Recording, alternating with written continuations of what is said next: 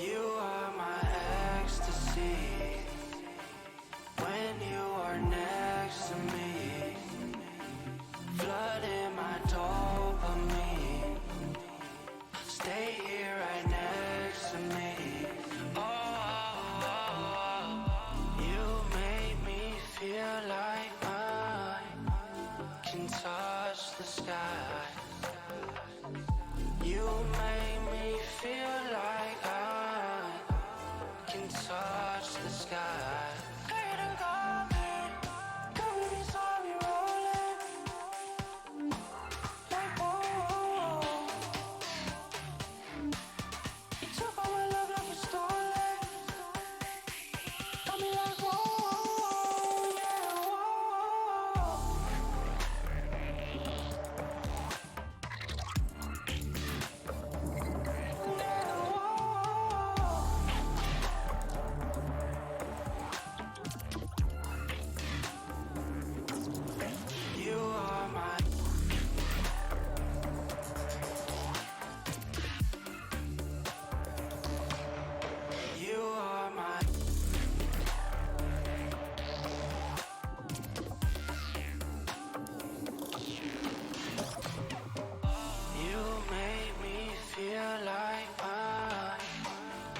Touch the sky.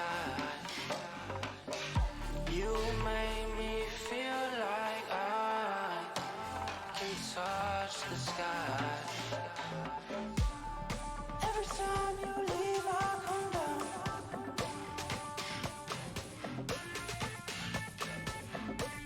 So girl, you know that I need you around. You are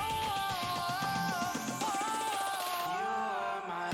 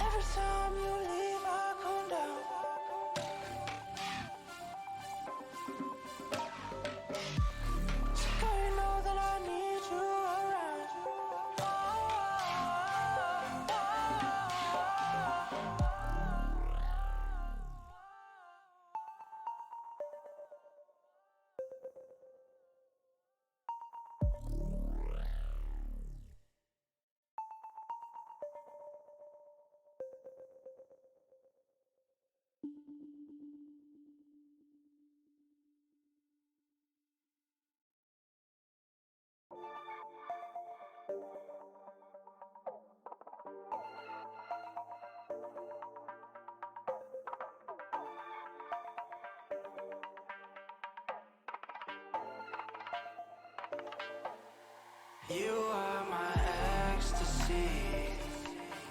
When you are next to me, flooding my dopamine. Stay here right next to me. Oh, you make me feel like I can touch the sky. You make me feel like I can touch the sky.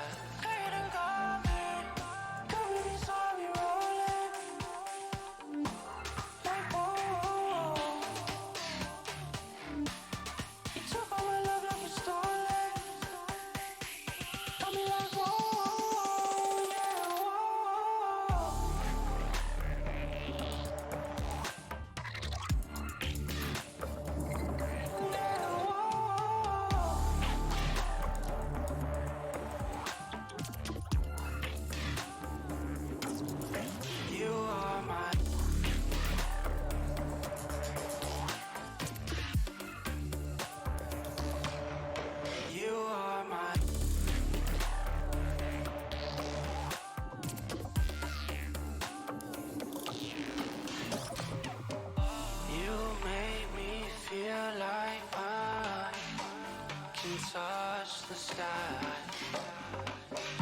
You make me feel like I can touch the sky. Every time you leave, I come down.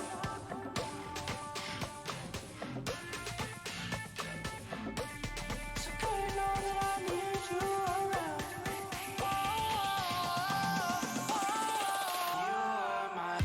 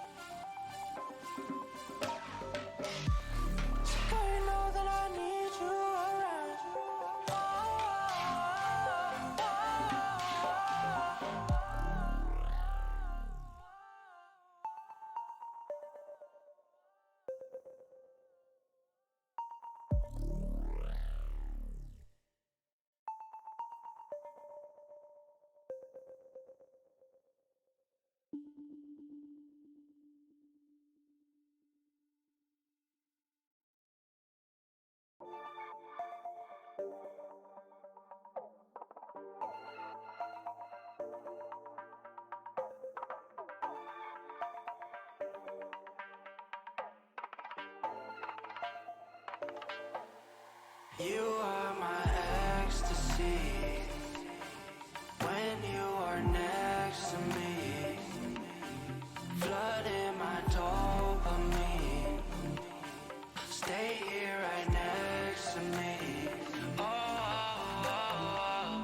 you make me feel like I can touch the sky. You make me feel like I can touch the sky.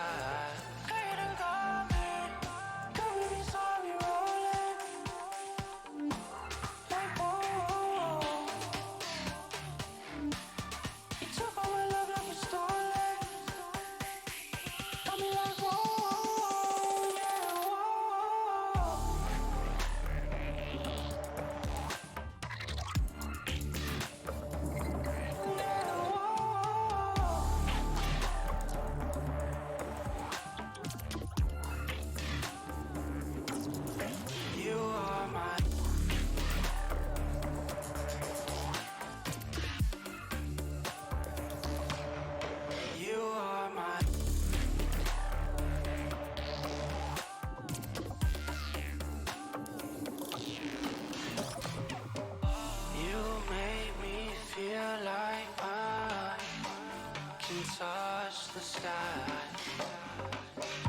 You make me feel like I can touch the sky. Every time you leave, I come down.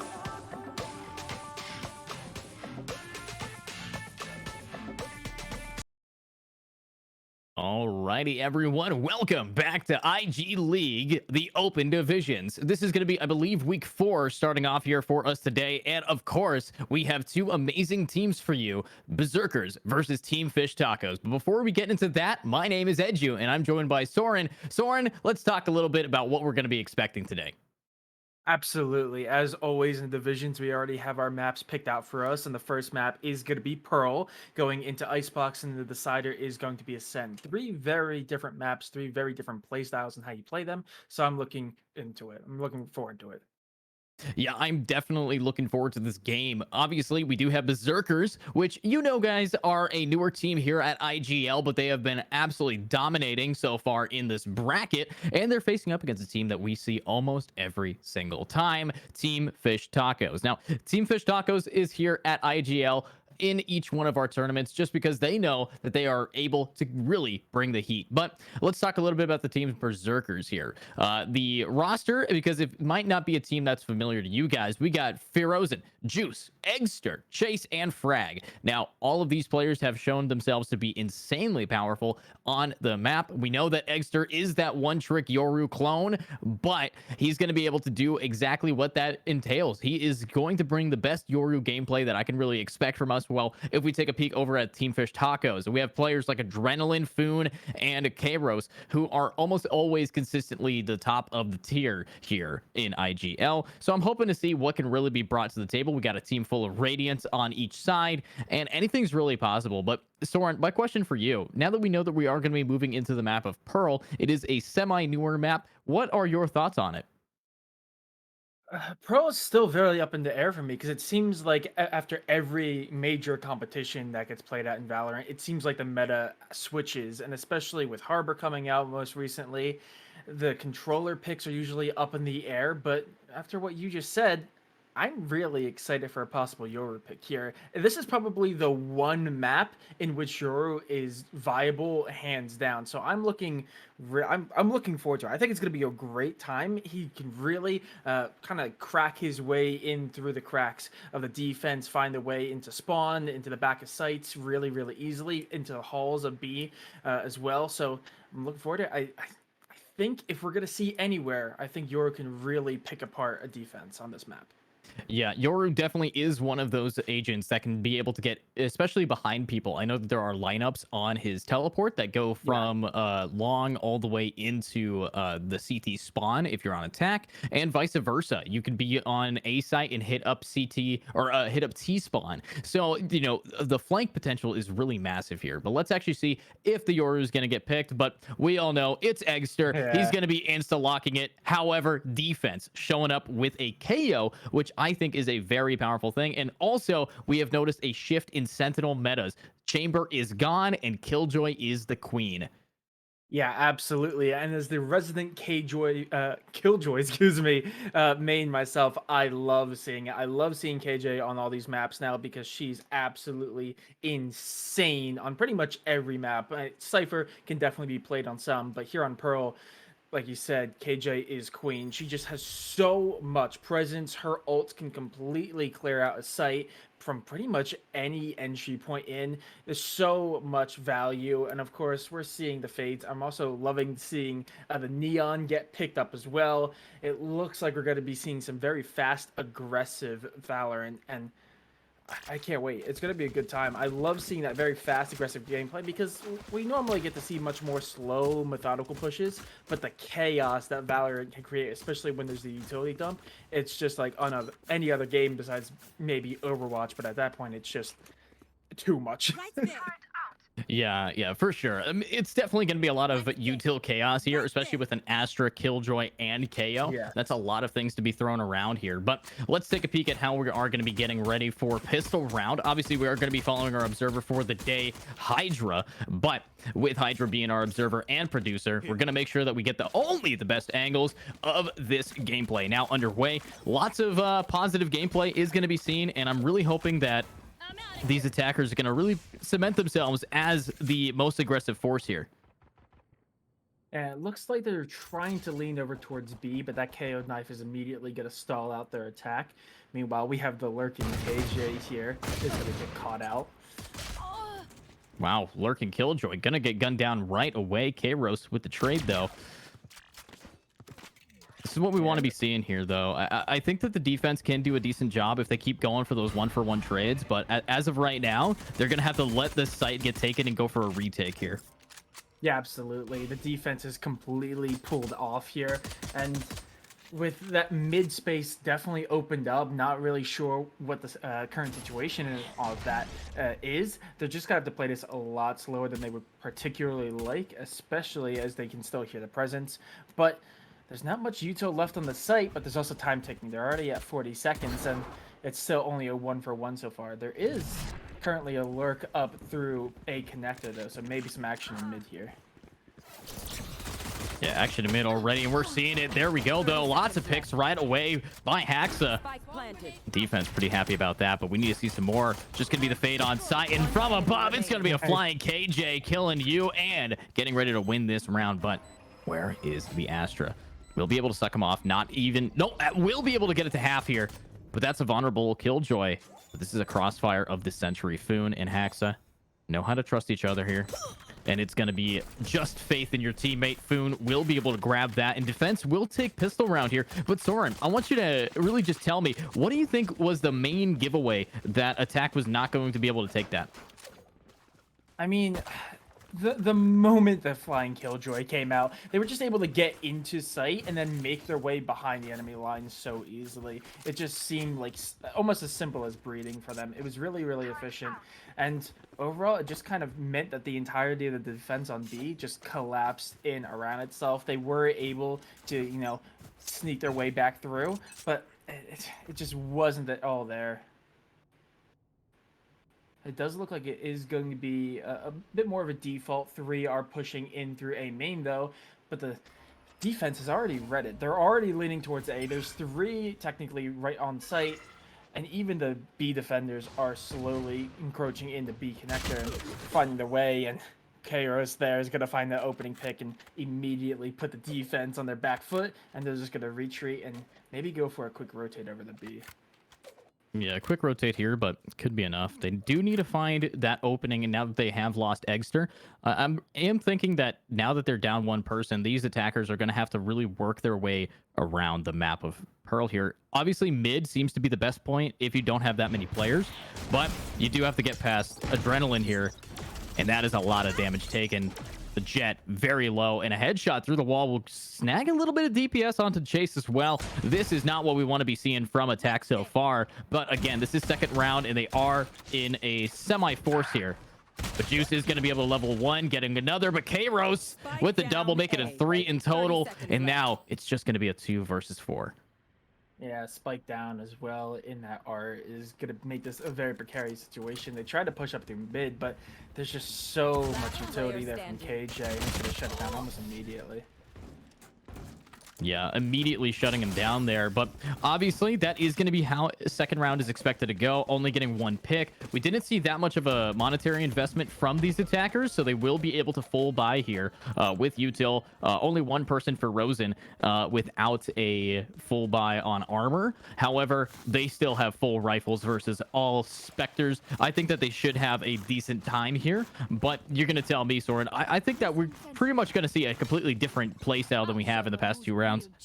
Yeah, absolutely. It looks like the defense is all setting up towards mid, which is what we saw in the last round, but it looks like they're going to be playing very, very aggressive. They're going to try to take that fight on the front foot, catch the offense off guard, because right now with a severe gun disadvantage, the Spectres, you're going to want to be up close and personal, and it looks like they're trying to take these fights in mid, but there's just no one there to be found. Meanwhile, the attack is very, very confidently making their way into B, and it looks like they're going to try to go for maybe a flank here, but it's going to be tricky because now the attack has B site pretty much on lock, man in every corner, and this is going to be a tough nut to crack with only Spectres in hand. Only Spectres, but the thing about a Spectre is you have to be the ghost of the night. You're going to have to just do what you can to find those picks as quietly as possible, really. I mean, with enough smoke, they might be able to just shoot through the smoke here and not get tracked. But Juice, what a beautiful hold down. Taco is going to be able to get 1, but Eggster, he's on a double kill. He's on a massacre, and he wants more. Can we see Haxa now try to pick up the pace? This is the Killjoy who's been killing a lot, but unfortunately, this is a crossfire of the ages, and Eggster is that guy. Triple kill, going from the bottom to the top of his team in just 1 round. However, Haxa, clean as well, will be able to grab a gun. 2 guns are going to be lost here, both Vandals for both sides.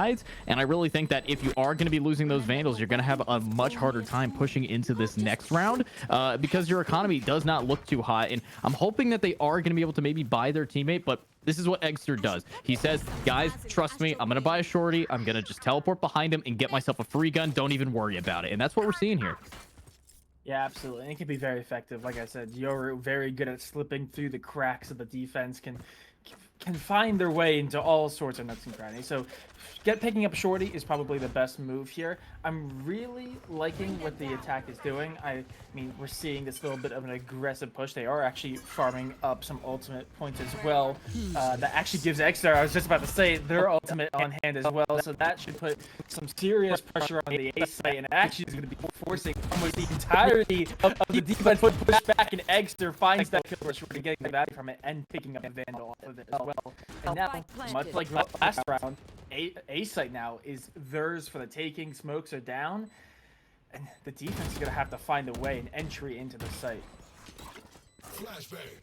Defense is going to have to inch their way forward, but unfortunately for them, Frag is going to give up a little bit of the flank by being too aggressive. Taco, beautiful job taking 1, and with the ultimates flying around, Adrenaline is actually going to pick up 2. This is a clean round from TFT, but they're ready for some more here.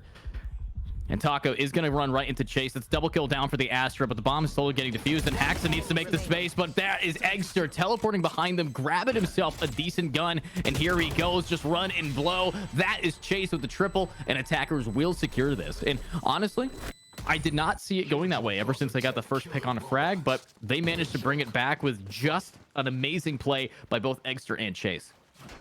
Yeah, no, absolutely. It always gets a little bit dicey, especially on A, when some of the players are playing a little bit farther back into the site fall, because that just completely allows that back area, that strange angle and flowers to be opened up and make very vulnerable area once those players fall. But I mean, just absolutely smart positioning from the attackers. They pull off into main to allow space and to give themselves a little bit of cover, force them to a chokehold if they want to try to clear out the two players playing in that post plant position. Overall, very smart for them, and it looks like they're going to try to maybe do something similar with a heavy A push, a heavy A presence at least, but they're going to see that KO utility, and they're just going to back away. They are going to have to back away here, but it might just be good enough if they can just inch their way through it and do the best that they can. I am seeing a decent job with the rotates coming around for these defense. They have yet to inch their way towards another site, but this is the art push that we need to be watching. And it is going to be a little bit of a force up here with only a Spectre or Stinger in the hand. And falling for the clone. Eggster is going to be able to capitalize on that, grabbing one. And Foon, up close and personal, just dies to timing. And this is already looking very clean for the side of Berserkers.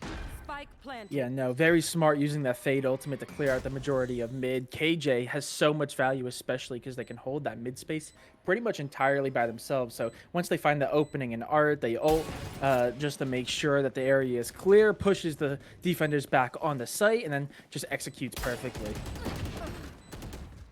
Yeah, executing perfectly. Look at all these picks. It's exactly what you want to be seeing, and I think we're going to see it again. What a shot. Juice taking him down now, leaving only Haxa, last player standing in that 1v4. He does have a Vandal, though, so he might be able to find one. Eggster, beautiful job getting some info, and they know where this KJ is, and they will not allow this person to save, so they're going to be running not only away from the bomb, but into this player. But luckily, Haxa is going to be smart enough to not push mid anymore. Yeah, no. Like I said, very, very well played. Very unfortunate for the defense there. That's actually, I think, one of the first rounds that the Killjoys actually not had their utility set up on mid. So it was just free for the taking, especially as they found that opening pick pretty early. So very smart play. Very, very good understanding of the map and understanding how the rotations should be coming through. They see the heavy lean over towards A with the utility. So they go, they take mid. They see what they can piece together to figure out there might be a little bit more of a stack over towards B, and then very just calmly and confidently taking that that art positioning so quickly, and is just able to capitalize it. But here in this round, they are actually running right into that KJ setup that I've been talking about so much. But luckily with Eggster, they already get into the back of sight, but even regardless, they're going to take a lot of damage trying to take hulls. But with the Astral Wall down, this should hold off the defense pretty much entirely. That is going to allow them to get the plant down as well, but Killjoy is going to be coming out as well. It's going to push them back. It is going to push him back here, but look at what we have. It is just a full long push. The bomb is not planted for long, though, so I think they might be able to work it around. Eggster, clean shot before getting traded by Foon. Double, make it a triple before Chase is going to shut it down. Last one standing, the KJ, and that spike is not going to be able to get the fused. Beautiful play by Frag. But I don't think he has enough time to really prevent them from pushing on and just finishing the job. He's going to have to run through, but he's out of time, out of life, and Haxa is not going to want to repeat this, just taking that bomb defuse on the cheek and walking away. Man, just such smart play there. I mean, I've been saying it so much, but Killjoy is so strong in the current meta. All of her utility is just so well built for these maps, and the Astral Wall from the attack is amazing. It was a great play. It really opened up sight for them. They made it so it was a nice, easy plant to get down, and it put them into a really good position, but completely foiled by that defending Killjoy. It forces them completely off the site, pushes them into a post-plant situation where they already used some Killjoy utility and most of the post-plant utility in the pre-plant area. So by the time the spike was down and the Astral Wall fell, they just fell victim to it. They didn't have an answer to it. I'm back. They didn't have an answer, but they're going to have to find out an answer here as they have to retake the site yet again.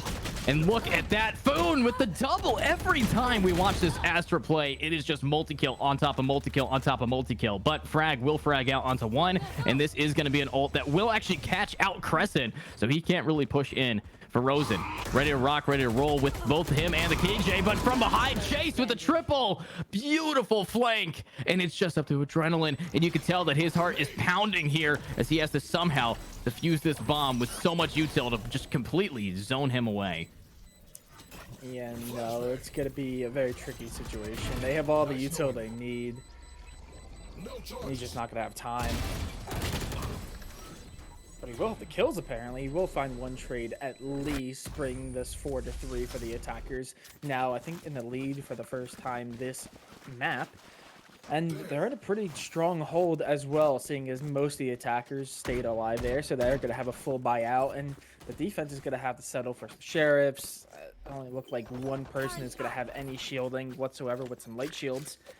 And while they do have the ultimate advantage with the Astra Wall now available, as well as the overdrive in the hands of Neon, they're going to be going up against a rather tall order of this full buyout and this very aggressive push from the attackers, because they know for sure that the defense does not have the money in the bank to make a full buy work. Yeah, they definitely don't have the funds, but I think they might have some fun here if they could just work themselves around.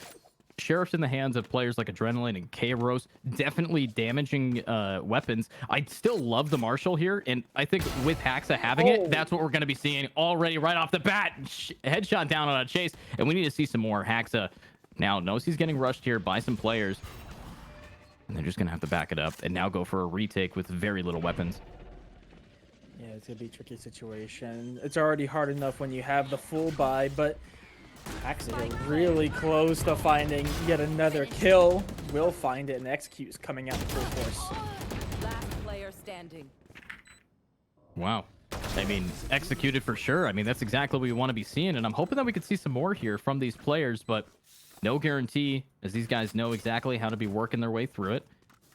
I see that the buy round is going to be coming around for both sides now. A pretty even game so far. Obviously, the Berserkers have been on a very tight streak ever since they have taken back the economy. You know, you could give up two rounds at the start, and then as long as you're able to work it around, you're going to be fine. And that's what we're really seeing here from Berserkers. And obviously, you can talk about stats. We already have one person in the double digits, Eggster, 12-5, really just leading the charge for his team here.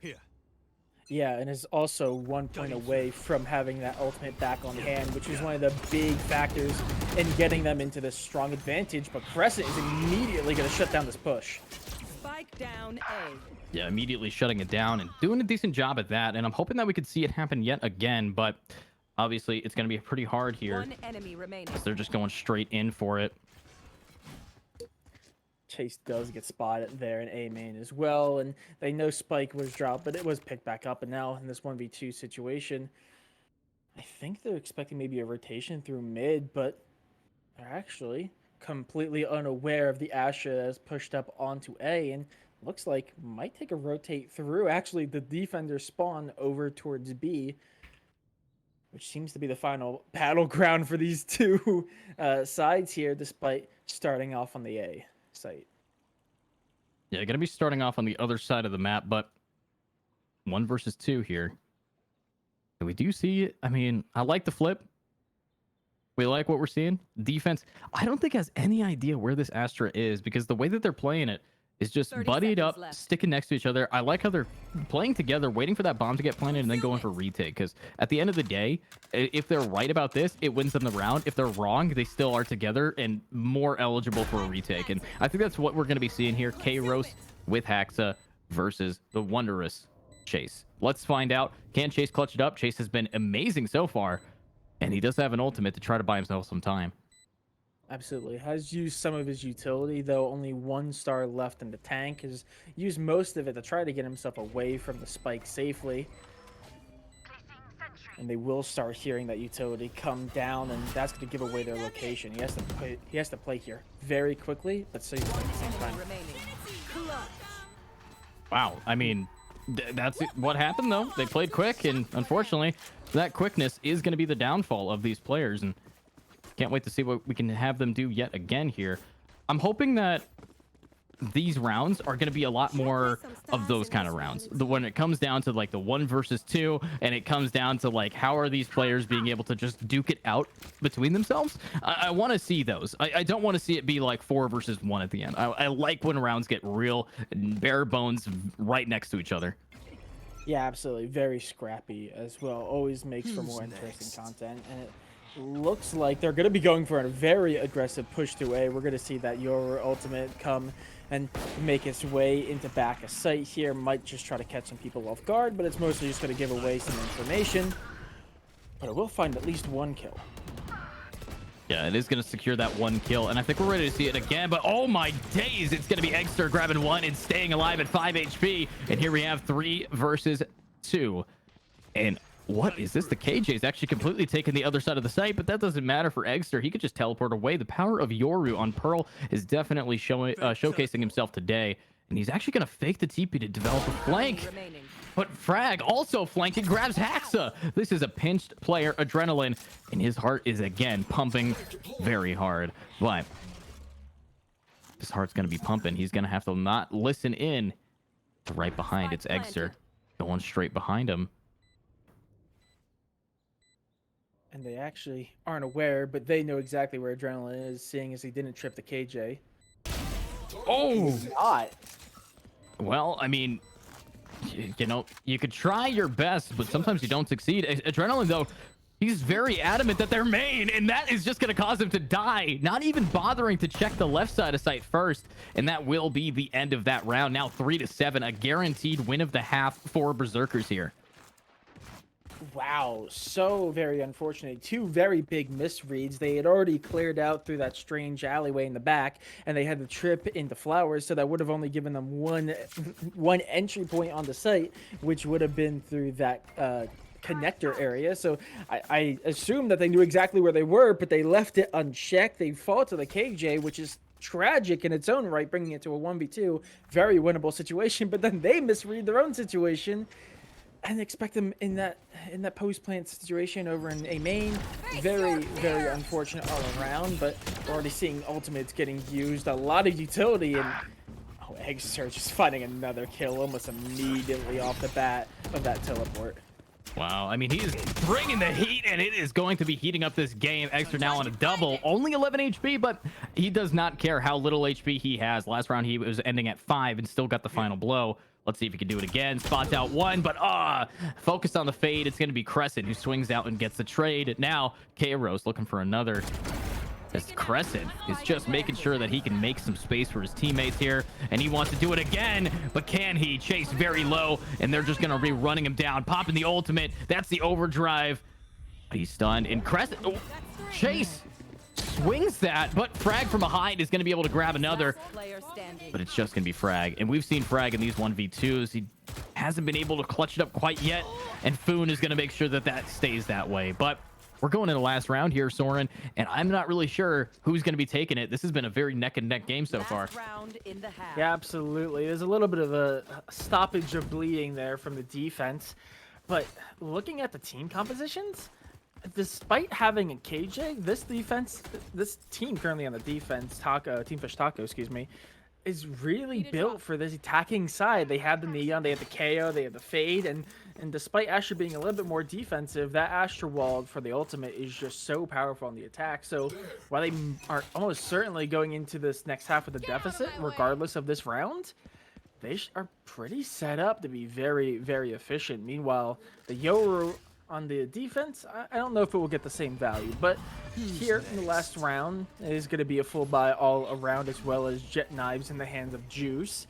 And it looks like B is the preferred destination of the attack, as they're just going to make their way through, but they're running into so much utility. Lots of utility here, and Haxa is going for it, but this is going to be a big amount of pushing. Egster stunned and will just be able to tap away at the blind player Crescent, and Juice is going to get the trade for him. Beautifully played, but it's down to 2 players, Adrenaline and Foon, if they really want to clutch this. We do have an ultimate available. It's Adrenaline's, and that null command might be crucial here. I'm not sure why he's popping it. It is the last round of the half. I mean, maybe he forgot he got it. I'm not really sure, because I think his team desperately needs that to try to force these players out, and Now he's just in a 1 versus 2, and he's going to go down. I think a huge misplay by not using his ult in the last round of the half. Yeah, absolutely. Especially when you sides. have both an Astra and a KJ up on the opposing team, still up in that post-plant position. Both of those agents are so good in that post-plant situation, and if you have a tool to completely shut down all their utility, force them into those aim duels, why would you not take it? Very big misplay. Easily could have made that a 7-5 half, especially with that opening pick there. I mean, absolutely total misplay. Easily could have brought them into a much closer round count, but like I said, their team setup is set to be really good on this attacking side, and I think it's pretty evident here as it looks like it's going to be a pretty aggressive A hit. 3 going to be going through A main, 2 are going to be poking, prodding through mid, and if they choose to do this, they might be able to get on the slate through A main, but there's actually a 4 stack in mid, 2 in art and 2 in B connector as well. So they're going to be running into a lot of opposition here, but this attacking side in A main has a pretty easy take if they really want to push for it. Yeah, pretty easy take here, but I think if anybody can do it, it's going to be this team. They have a decent aggressive team composition with the Neon, Fade, KO. I mean, their team comp is pretty much mirrored outside of the Yoru versus Neon. So we saw how powerful on attack that this can be, and I'm just hoping that TFT here can really be bringing that same kind of heat that we saw from Berserkers. Yeah, absolutely. With the Neon pick, they should be able to just brute force their way in. Eggster on the Yoru were able to pick apart the defense a little bit more, almost tactically, but you have the brute force on the Neon, the speed as well, that should be able to get a lot of value out of it. Wow, and there we go. Juice is going to be able to get the first blood, taking him down and ready to run and gun, but Eggster will be able to grab another and another. Beautiful use of a clone as a semi-shield, but Adrenaline will finally shut him out of this game. And now it's just going to be a 2 versus 3. They don't have the bomb available to be planted. They have to still clear a little bit of info.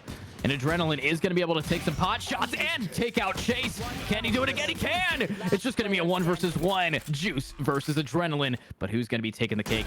It's all up to this round. And there it is. Juice with the Wadi. It's going to be able to take him down. Body shotting away. And that's what we need to be seeing here.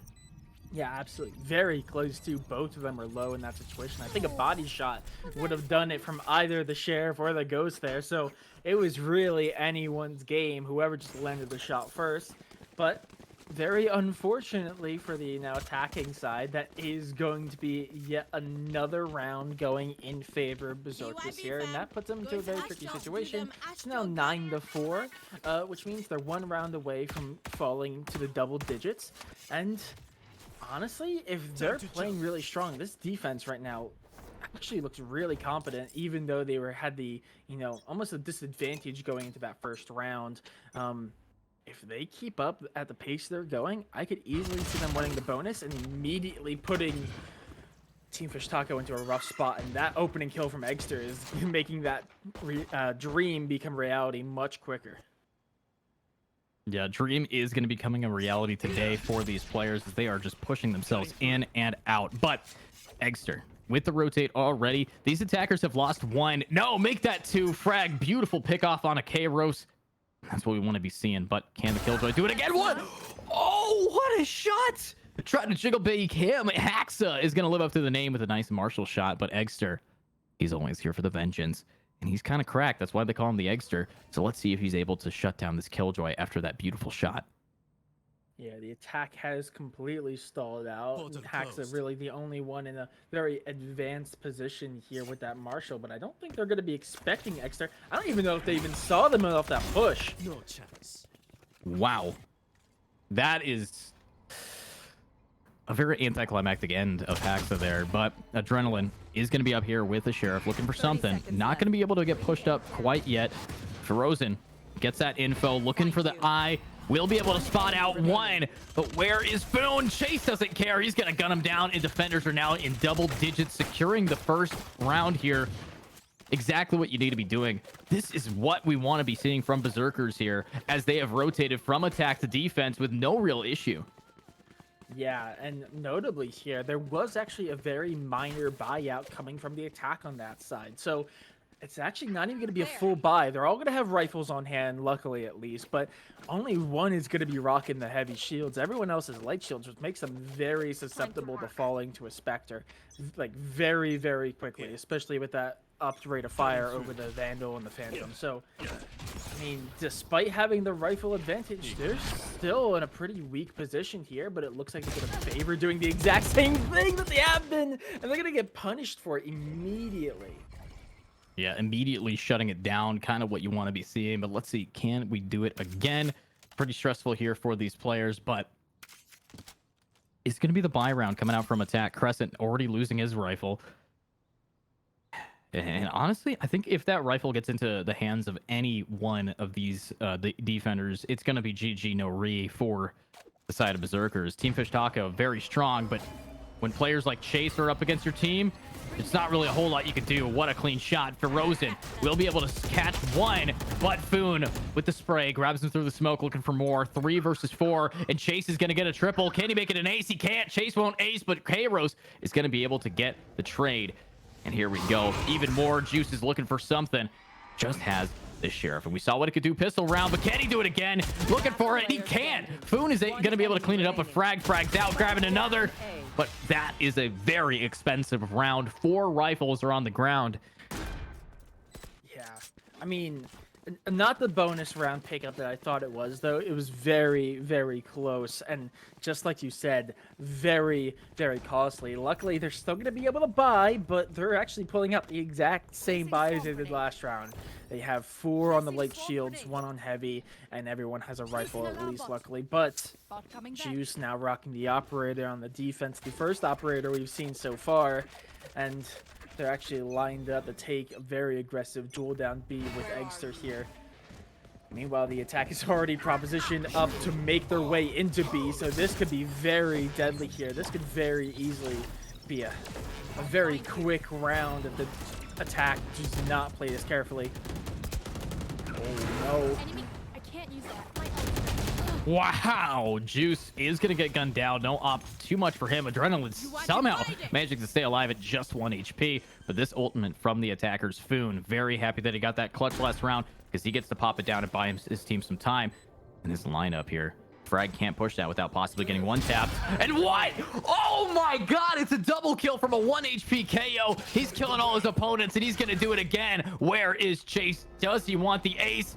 And unfortunately, Chase is going to get gunned down in a firing squad in the hallway. But again, that shot from Adrenaline was beautifully timed. I mean, what a chaotic round. Adrenaline towards the end there with the collateral. Juice also with the no aim or no look sniper shot with the operator. I mean, absolutely insane stuff coming out from both, but that does level the playing field out quite a bit. That pushes the defense onto the shorty, the sheriffs again, the first time they've had to deal with that really this half, and puts the rifle advantage firmly into the attacking side. And honestly, in this position, they're gonna need to start compounding onto some of these rounds. They need to start picking up more than just 2 in a row. They're already facing opponents who have hit double digits, and if they're gonna put themselves in a position to get back into this game, this is the round to do it, and that's a great start as well. Great start, but Adrenaline already picking up where he left off last round, grabbing that final frag onto frag. And here we go. It's just going to be another defense side that has been taken down by 2 players. We got Foon and... Or not Foon, sorry. We have the player of Chase and Frag down. And here we go. Defense, though. They're on a full save. Only a shorty on the hands of Eggster, Classic in Juice's hands, and for Rosen, bottom of the barrel with only a hand cannon here. The Sheriff needing to now find something. Portal closed. Yeah, and it looks like the attack, knowing that the defense is going to be weak, is just going to push into this very, very aggressively. Though that is the Blade Storm that's going to be popped for Juice, maybe trying to equal out the playing field a little bit economically, but they're going to be in an uphill battle. Spike planted.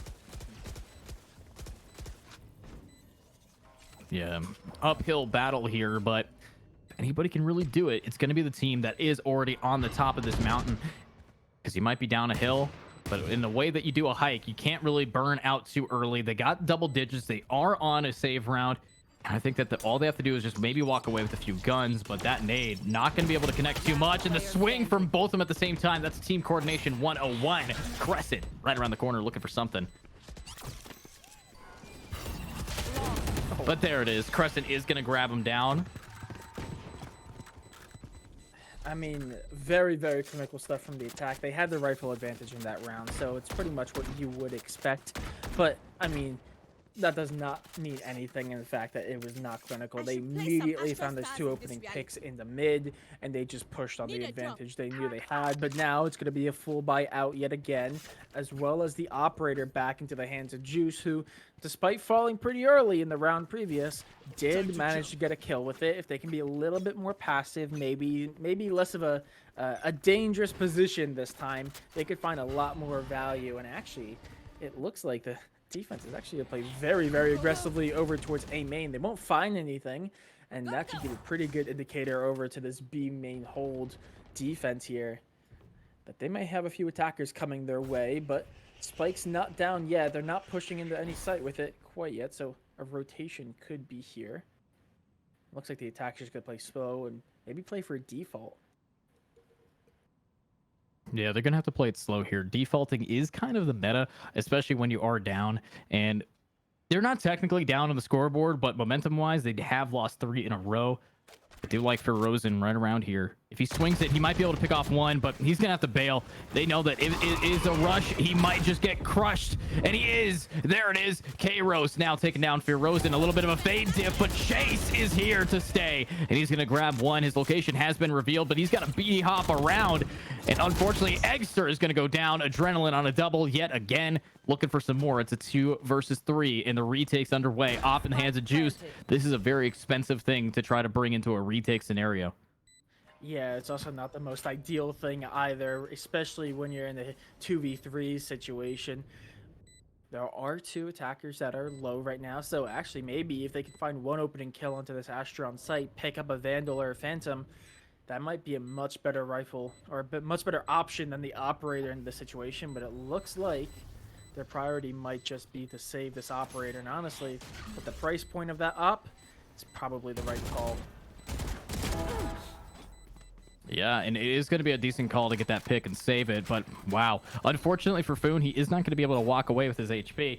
But that's not really going to stop these guys from doing what they want to do. Let's see it now. Yet again, we got people around the corner, and it's going to be a very close game. I like the buildup we're seeing from the attack. I like that they've been able to, one, keep their economy up. Everyone is loaded, and I like that they've been able to push back the economy consistently from the defense. But this is why we have a timeout being called. They do not know how to control themselves in this situation, and I need to see how they're going to be able to pull it forward, especially since the defense here has been having a big struggle in trying to keep up with what they have lost.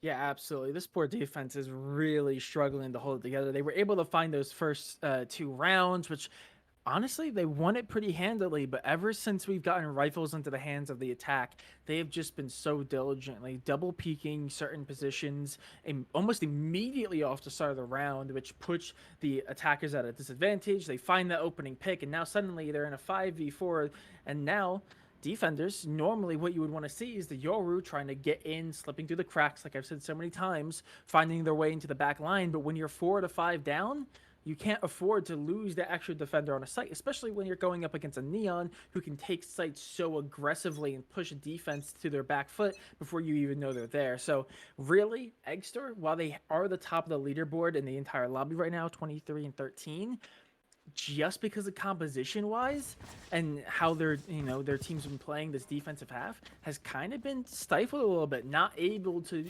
see the normal shenanigans that a Yoru is typically known for.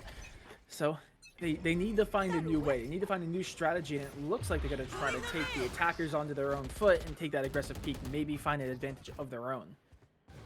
Yeah, finding that advantage though. Flashbang is out, and Juice, he's just going to have to stand there, not really knowing what to do with his body. Eggster, however, will be able to grab Haxa. The op is down. Eggster taking out yet another. It's Adrenaline. Obviously, I kind of shouted them out at the beginning when we were talking about these teams. Adrenaline is an insanely powerful player, but I did not expect to be at this level, 18 and 15, and bring this game back beautifully. But we got a flank developing from Frag, and Not really sure why. If he goes out here and he does get that pick, he could level it out, or he could just manage to lose it for his team.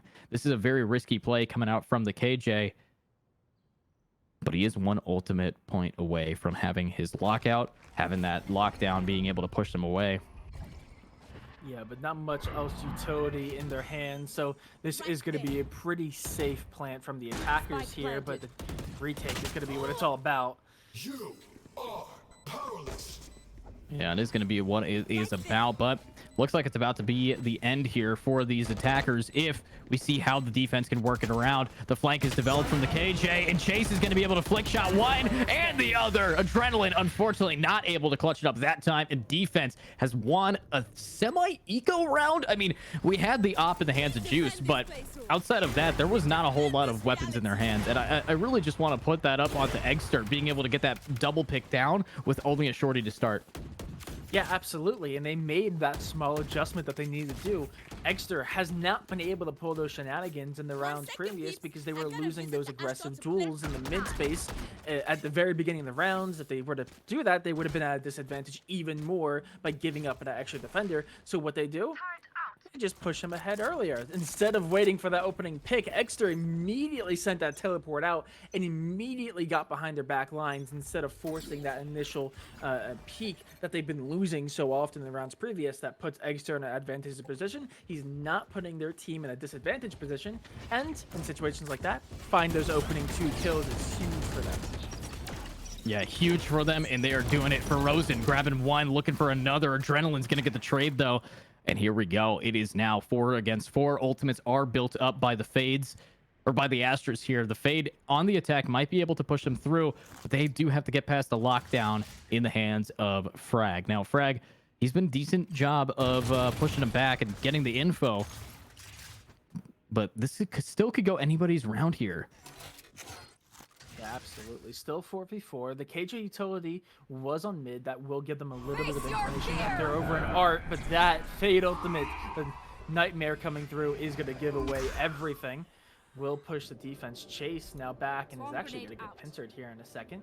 But like you said, the KJ lockdown is on hand. They are going to pop it just as Spike is going down, so they cannot get away from it now. The attack needs to do something here. They got to do something, but they're definitely doing it right here. Eggster getting one attack, now looking for another. It's just going to be Foon grabbing Chase down, and there it is. 3 against 2. Make that a 1v3. Make that a none v3, as Eggster and Juice are just going to clean it up pretty haphazardly. Now, that is match point advantage over to the defense here. And in game 1, I'm pretty stressed here for the side of these attackers. I have seen them really just pull it back before when they were under pressure, but the pressure is at maximum right now. And obviously moving on to the next map of Icebox, I'm not really sure if it's going to be too easy for them. Yeah, no, it's a really tricky situation. One thing that is getting to me is maybe, we saw the attack put some rounds together and they were looking very confident, but I'm starting to get worried that that was just purely momentum. Maybe the defense wasn't thinking straight, because the moment we saw that timeout come through, gave the defense a little bit of a breather, let them think to themselves for just a second. They have seemed just on it ever since. They are playing so smart, so proactively. They're changing their strategies every round. And oh, Crescent. Okay, they are going to be smoked off, so won't be meeting the tail end of an operator quite yet, but it looks like they're going to take that mid aggressively, probably hoping to take a duel early like they have been, but again, this defense changing it up. They're not giving away that opening pick. They're not allowing themselves to go down so early into the round. Meanwhile, they've pushed up into A main yet again, could pincer in on any attack coming through art. But right now, the attack just kind of looks almost dull. They don't know what they're really doing. They are going to drop the lockdown, which is going to clear up pretty much the entirety of A, but if they get countered by that Fade ultimate, which is going to make it very tricky for them to push through, and it looks like they're just going to hold off for a little bit, and that's so much information coming off of that haunt. Yeah, so much information here for these players, and oh my god, these guys have some decent stuff going around here for these attackers, but defense. They know how to retake these. They know how to win this. It's going to be pretty tough. Flashbang around, looking for another. they're just playing it so slow. Everybody's kind of stuck in art. We do have one player here, Foon, in main, looking for something. The flashbangs are out for Rosen. Will get spotted. Eggster from the side, down to Kairos. Haxa gets juice, and Ferozen is going to be frozen in fear, as that is a flawless round from the attackers. And this is now very close to being anybody's game. I think OT is around the corner if they consistently do rounds like that. I mean, absolutely. That was a really, really good adaptation coming out there. They did hesitate just a little bit after that fade ultimate. They paused, and probably a little bit too long, especially because they were still working off that lockdown. They easily could have pushed on a little bit earlier, maybe played a little bit more aggressive, catch the defense off guard, and found some picks earlier into the round. But irregardless, they were able to push through, and they played for that post-plant situation. They knew there were still defenders on site, but they weren't able to really clear out. So they just played for that very aggressive post-plant, and it looks like maybe a little overzealous there as they immediately push through and immediately fall to. Yeah, and they are going to fall, but it doesn't really matter. They're doing the best that they can, but oh my god, adrenaline on the triple. What you need to be seeing, and let's see if they can do it again. What a shot. Haxa grabbing him away, and here it is. Frag now in a 1v2. Just has to manage to clutch this up to end the game. Send their team into Icebox and get ready to seal the deal for everybody's sake. But Soren, this is stressful. I don't know. Especially now that alarm bot spotted him. Frag, you know what you got to do. You have no util, but you have hope, and you have the ability to clutch this up. He also has enough money to want to save here, but unfortunately, he's going for it. Yeah, no, this is a very good hold from the attackers. This crossfire is set up. Though the positioning's a little bit strange. The post point is going to get noted. Patience here. And he hears both. Now he knows where they are. He's going to have to rush one, but he can't decide who to shoot. And he finally picks one. But, oh, having a 180, the double take. And I think he triple takes which one he wanted to swing first on. And unfortunately, it is going to be only one pick there. But as I was saying, he doesn't have a lot of money. Him going for that round, I really think he should have gone for the save, especially since now their entire team is kind of giving it into an OT potential here. Yeah, no, it's not amazing. It's going to push them to the very edge here, because almost certainly this round will go to the attackers. They have the full advantage. They only have the astral wall on the defensive side. Meanwhile, they have the null command on the attackers. So it's going to be very unfortunate if they try to play very aggressively, but Eggster is going to find a kill regardless.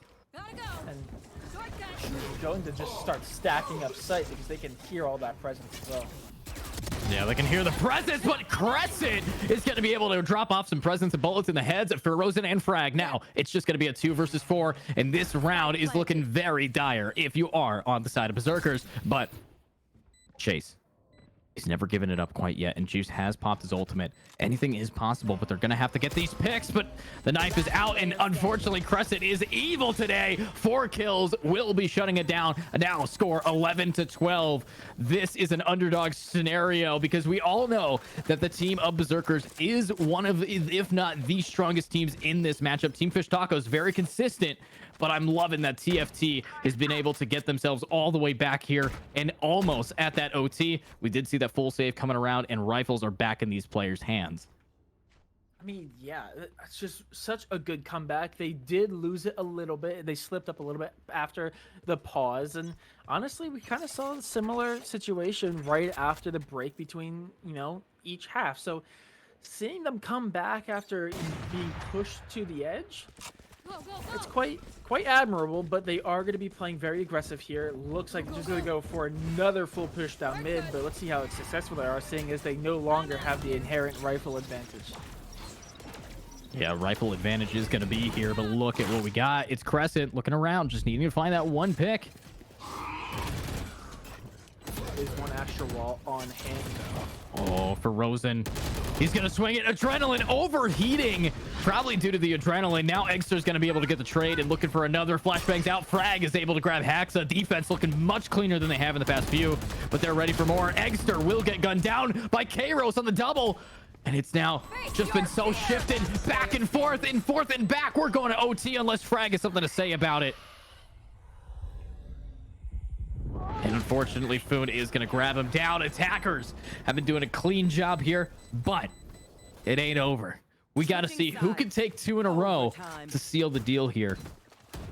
I mean, yeah, overtime. I mean, I don't think anyone would say they probably expected this, especially seeing as both of these halves have been quite dominant, almost to the extent that you were almost. I mean, I personally am surprised that either team was able to pull the 4 rounds that they did.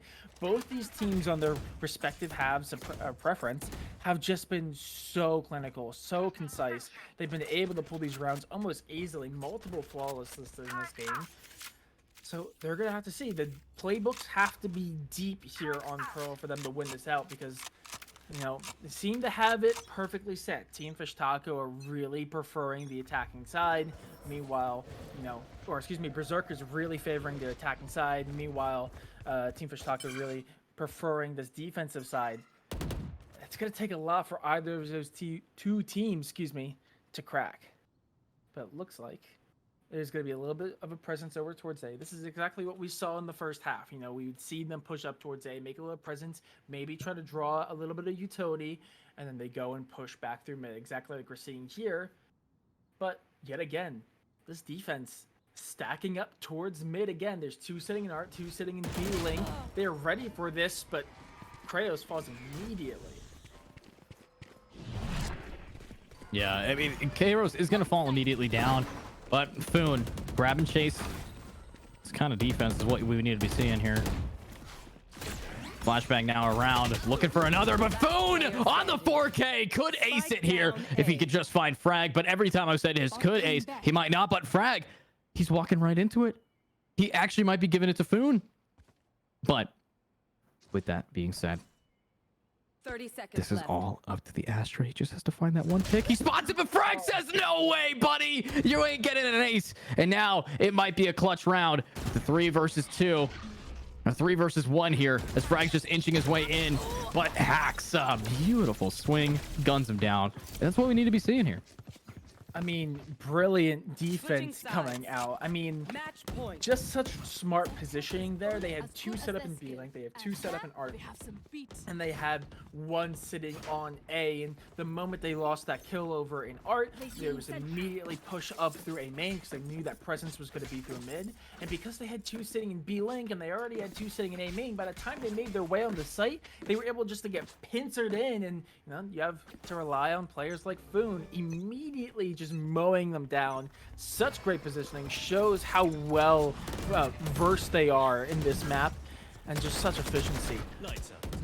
Wow, I mean, efficiency is here, though. Eggster, blinded, gets a double down, and looking for some more now. Obviously, they still have their players that are able to clutch it up, like Adrenaline, the Clutch King.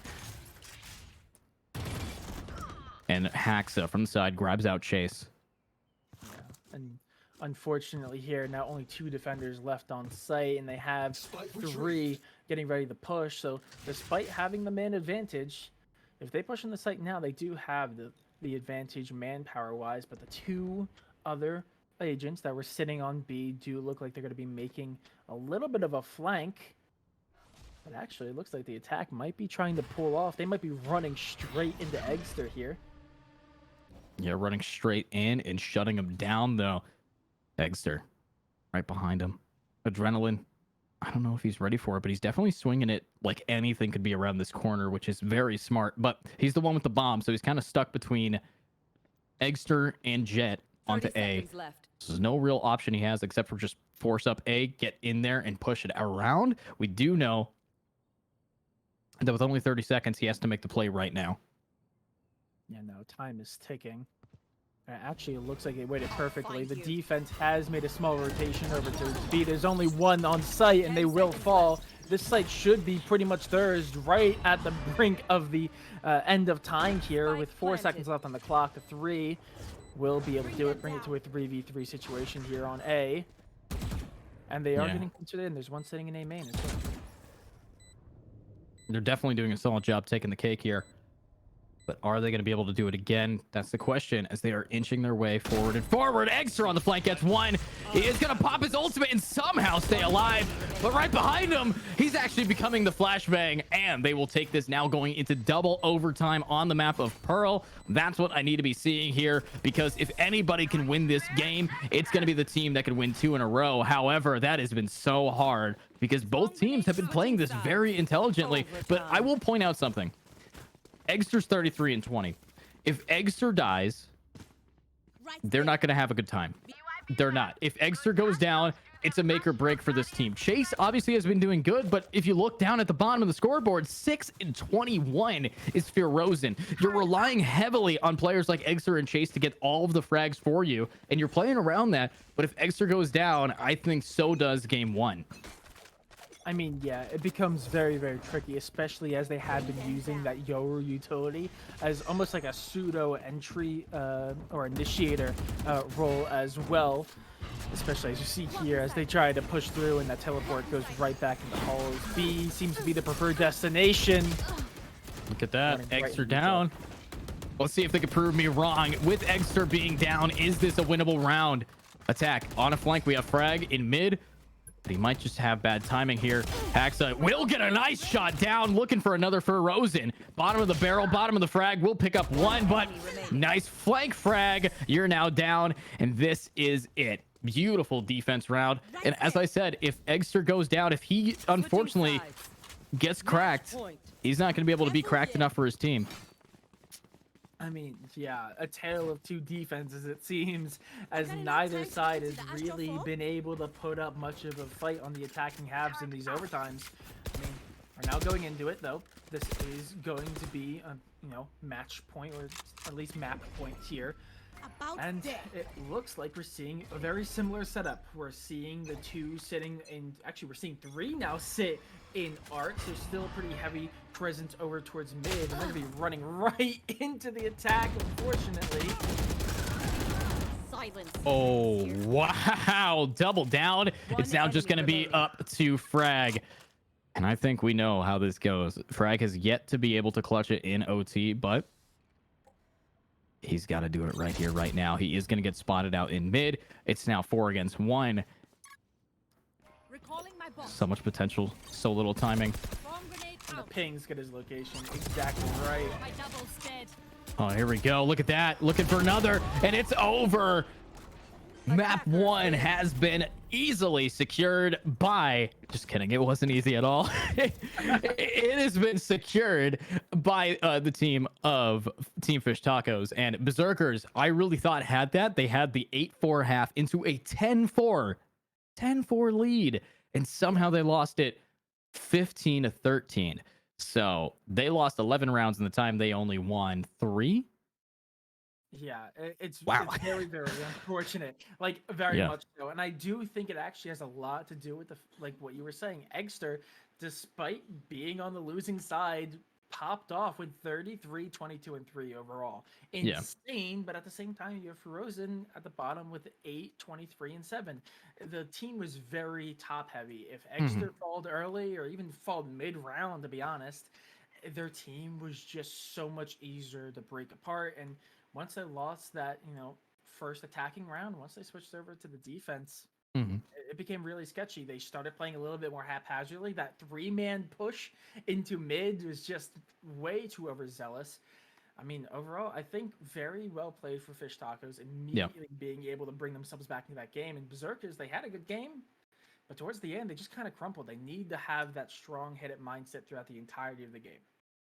Yeah, they definitely had a pretty decent start of the game, and then it kind of fizzled out. But again, Eggster, amazing play there, but I'm hoping that Icebox is going to be different. I want to see this go to a best of 3 because both of these teams are very neck and neck, and more Valorant means more fun for everybody. So I'm really hoping that, Berserkers does take it in the next map.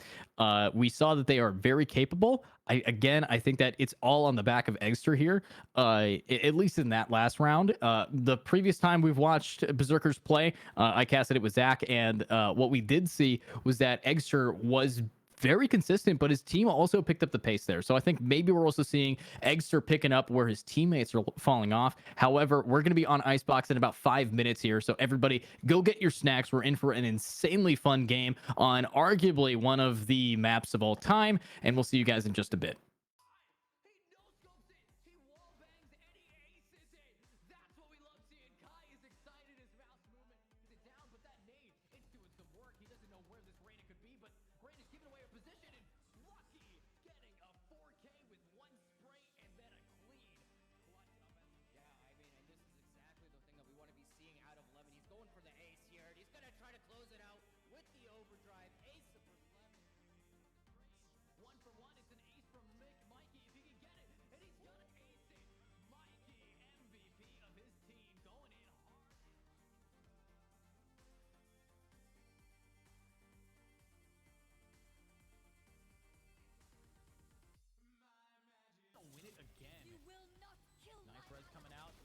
Minari takes him down. Only one bullet, decides to reload right in front of Green. Tries getting in halfway, and he actually sticks it all the way to half. And he wins those Young Min with the win. What a clutch. Not one, but they're out. But here comes the nightmare. It's making them very afraid. Spike is now down. Lucky holding that W key. Getting a double kill with the spray down. This man's ready to go, and it's all up to Zell. He sprays it down, but that nade, it's doing some work. He doesn't know where this Reyna could be, but Reyna's giving away her position, and Lucky getting a 4K with one spray and then a clean. Clutch playing, and right now, Truly with this tour de force is going to spot one and only able to get it, but that's going to be a double, and that's a triple. God. That's what we like to see. Unseen. Mike single-handedly. No. Bring them back into this game. Now going for it. The ultimate's now pushing in, and all the dumpage. Lemon able to get a just mow down of a spray, getting all these picks today. Yeah, I mean, and this is exactly the thing that we want to be seeing out of Lemon. He's going for the ace here, and he's going to try to close it out with the overdrive. Ace for Lemon off the back of really beautiful high tempo. So, let's see what's going to happen moving forward. We do have a Paranoia getting thrown out, and what a spray down. He gets himself 3. He gets himself 4. Jector, you're just better at that, and now defenders get the match point. Separate the defense. Oh, no. And the spray down. It's got to be in Fire's hands. Of course, the Vandal, very powerful, able to get himself 2 picks, and able to get all of them. What a beautiful play. This could be tragic. Finds 2, 3, 4. Come on.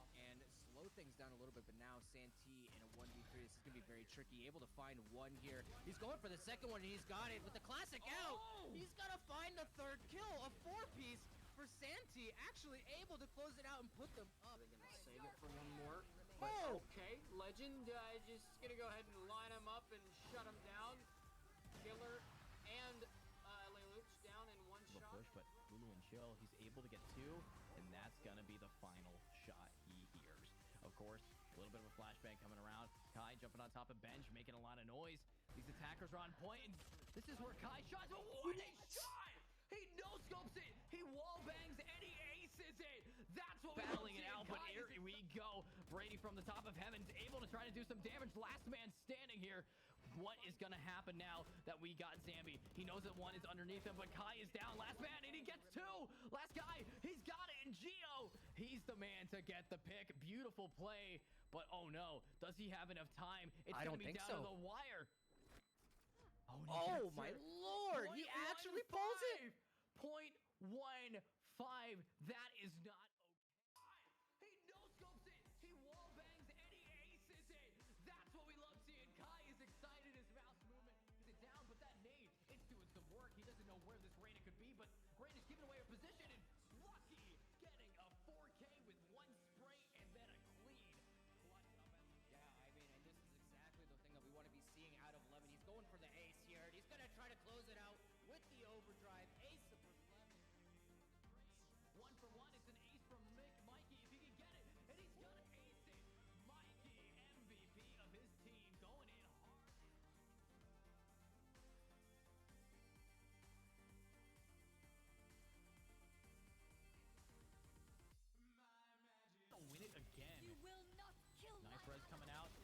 Minari takes him down. Only one bullet, decides to reload right in front of green.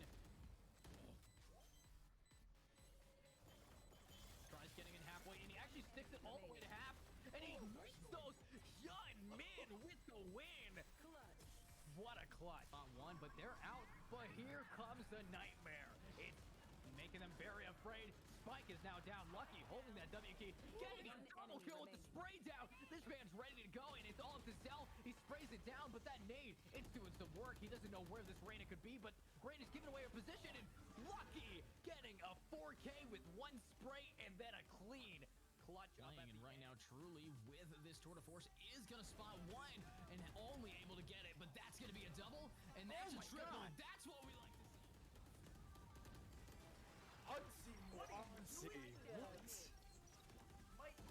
Single-handedly. No. Bring them back into this game. Are now going for it. The ultimate's now pushing in, and all the dumpage. Lemon able to get a just mow down of a spray, getting all these picks today. Yeah, I mean, and this is exactly the thing that we want to be seeing out of Lemon. He's going for the ace here, and he's going to try to close it out with the overdrive. Ace for Lemon off the back of really beautiful high tempo. Let's see what's going to happen moving forward. We do have a Paranoia getting thrown out, and what a spray down. He gets himself 3.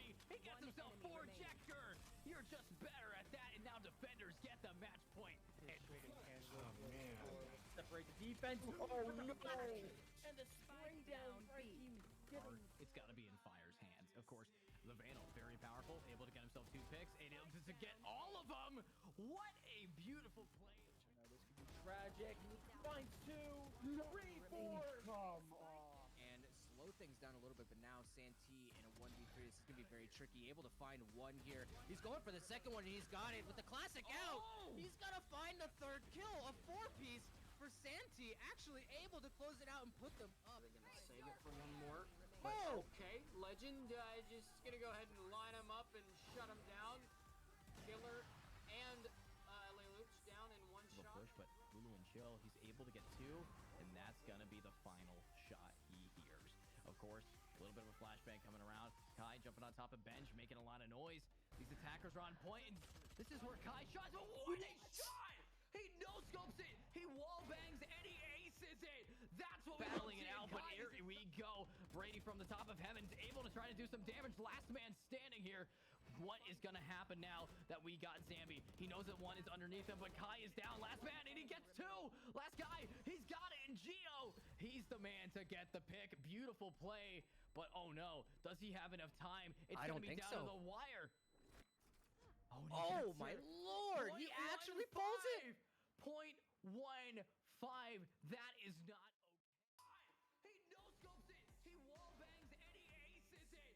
That's what we love seeing. Kai is excited. His mouse movement is it down, but that nade, it's doing some work. He doesn't know where this Reyna could be, but Reyna's giving away her position, and Lucky getting a 4K with one spray and then a clean clutch up.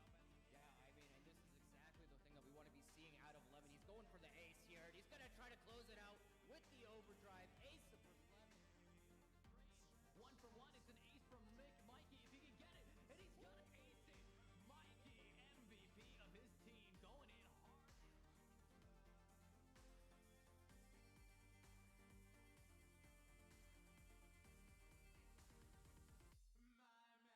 Win it again. You will not kill Nice res coming out. Spots Minari, takes him down. Only one bullet, decides to reload right in front of green. Tries getting in halfway, and he actually sticks it all the way to half. And he reaches those young men with the win. What a clutch on one, but they're out. But here comes the nightmare. It's making them very afraid. Spike is now down. Lucky holding that W key. Getting a double kill with the spray down. This man's ready to go, and it's all up to Zell. He sprays it down, but that nade, it's doing some work. He doesn't know where this Reyna could be, but Reyna's giving away her position, and Lucky getting a 4K with one spray and then a clean clutch up. And right now, Truly with this tour de force is gonna spot one and only able to get it, but that's gonna be a double, and that's a triple. And here we are back again. It's going to be Icebox in Game 2, Map 2 here of this best of 3. My name, of course, is Edu, and I'm joined by the wonderful sensation of a caster, Soren. Soren, Looking at these teams, what do we got for ourselves today? I mean, I feel like we're getting very standard compositions here, actually almost completely identical, just a few swaps either way around. We're seeing the Sovas come out, we're seeing the Sages, which, in my opinion, on this very defensive sided map, it's pretty much a pick or throw agent. But notably, we're seeing some interesting stuff come through. We're seeing the Rays versus the Jet. Notably, on the attacking side of Team Fish Tacos, there's no real opping agent on hand, which is very, very useful here on Icebox when you're looking down, like, say B main or just the entirety of A in general. So I do think they're going to be missing that a little bit, but they're getting some more value out of that raise, which is the site taking and initiation potential, the space taking potential that they have. So despite a few differences, two very, very strong compositions, in my opinion. Yeah, very strong compositions indeed. I love that we are Select your seeing it be agent. again semi mirrored matchup here, but at the same time, I'm looking over at the defense. Egster. I don't think this is the first time I've ever seen him not play Yoru. Like seriously, in all of my time watching not only his content, but also here at IGL, Egster rocking KO. And honestly, I think that Yoru is the weakest duelist on Icebox, so I can understand why. There's not a whole lot of opportunity, especially since it's so rigid of a map. There's not a whole lot of places where you can kind of bounce around as you need to. Yoru excels on maps where his util can move quickly across the floor. And Icebox, because of its 90-degree angles everywhere, it's very boxy, refuses to allow that to really work as well. Yeah, no, you just don't get the same value out of Yoru on this map as you do, like, say, a Jet, a Raze, even a Neon, really. So I do think it is smart picking up the KO, especially because KO is so good on this map. I mean, I'm actually quite surprised that we're not seeing the double initiator, but I'm enjoying seeing the KJ on the attacking side here. But like you said, I mean, switching over to the KO, very useful. That information, especially going off of the Sova utility as well, is going to get so much more value. Looking forward to seeing it. And right now, going into this first round, it looks like the attack is actually going for a very default setup. They're going to have the KJ lurking up through a main, but they are going to be running into three defenders almost immediately, which is going to be a little bit interesting. Will force them to back away, but the defense playing so proactive, pushing all the way up. Yeah, pushing all the way up and ready to rock and roll ski. Let's see how they're going to be able to do it for them. For Rosen grabbing the first blood down onto the KJ. But Crescent, with the rest of their team, is actually going to be going all the way through their spine. And now going for the post plant in Snowman. That is a definitely different kind of play style, but defense is still doing a decent job here. But from underneath, Crescent is going to get a headshot, do some damage, but reloads with 4 HP or 4 bullets, and unfortunately, that is going to cause Egster to allow him to get rushed. But this is what we need to be seeing. Defense taking off a beautiful start of the lead. My question for you, Soren, is Icebox attack sided or defense sided? Was that important? It can be very tricky. Honestly, I do think it's more defensive side, especially if you have more sentinels. I'm thinking, especially seeing Team Fish Taco with a double sentinel, probably not going to do amazing on this first half. But when you have the sentinels in play, I think this is a very, very defensive heavy map. I think B can be a real pain to actually take if you do not have a Sage. And even if you have a Sage, it's still very difficult. You have to play in a very open area. Normally you have to give up. If you give up a lot of space in B, it's almost like a death sentence to that push because you have to go out into the open to try to play that retake. So besides A, which is pretty 50-50, B makes it so defensive sided. Yeah, B is going to make it pretty sided here, but oh my god! They're just running in and getting gunned down. It is definitely not what you want to be seeing here, but it is, of course, second round. We know what it is like when people don't have full buys. However, I am a little bit stressed by these players. I don't know if these attackers are going to be able to really pick up the pace of where their team has left off. And Egster, though, first one to go down after all this massacring. Clean shot from Haxa. I want Haxa to do a little bit more like that. Let's see if he can. Yeah, they've been pretty solid when it comes to getting influential kills, especially with the Marshal and the Sheriff, but they haven't gotten a large volume of kills. Last player standing. Yeah, not a whole lot of volume, and case in point happens yet again. You know, he's able to take out some of the best, but at the end of the day, for Rosen this time already, what is this? He's already half of where he was last game, kill-wise, so we could definitely see that something is different about this game than last. Not only did we not have the pistol round won by Berserkers, but you know, we had a complete shift. So I'm thinking that this is already looking a lot better for the team of Berserkers, and I'm hoping that they can continue this kind of gameplay.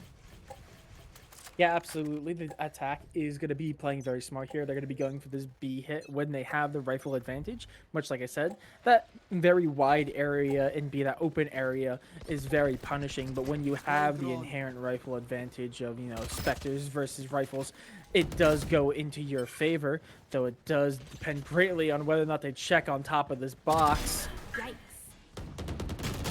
Yeah, and oh, unfortunately, Juice was not able to slide his way out, but Frag up close looking for something.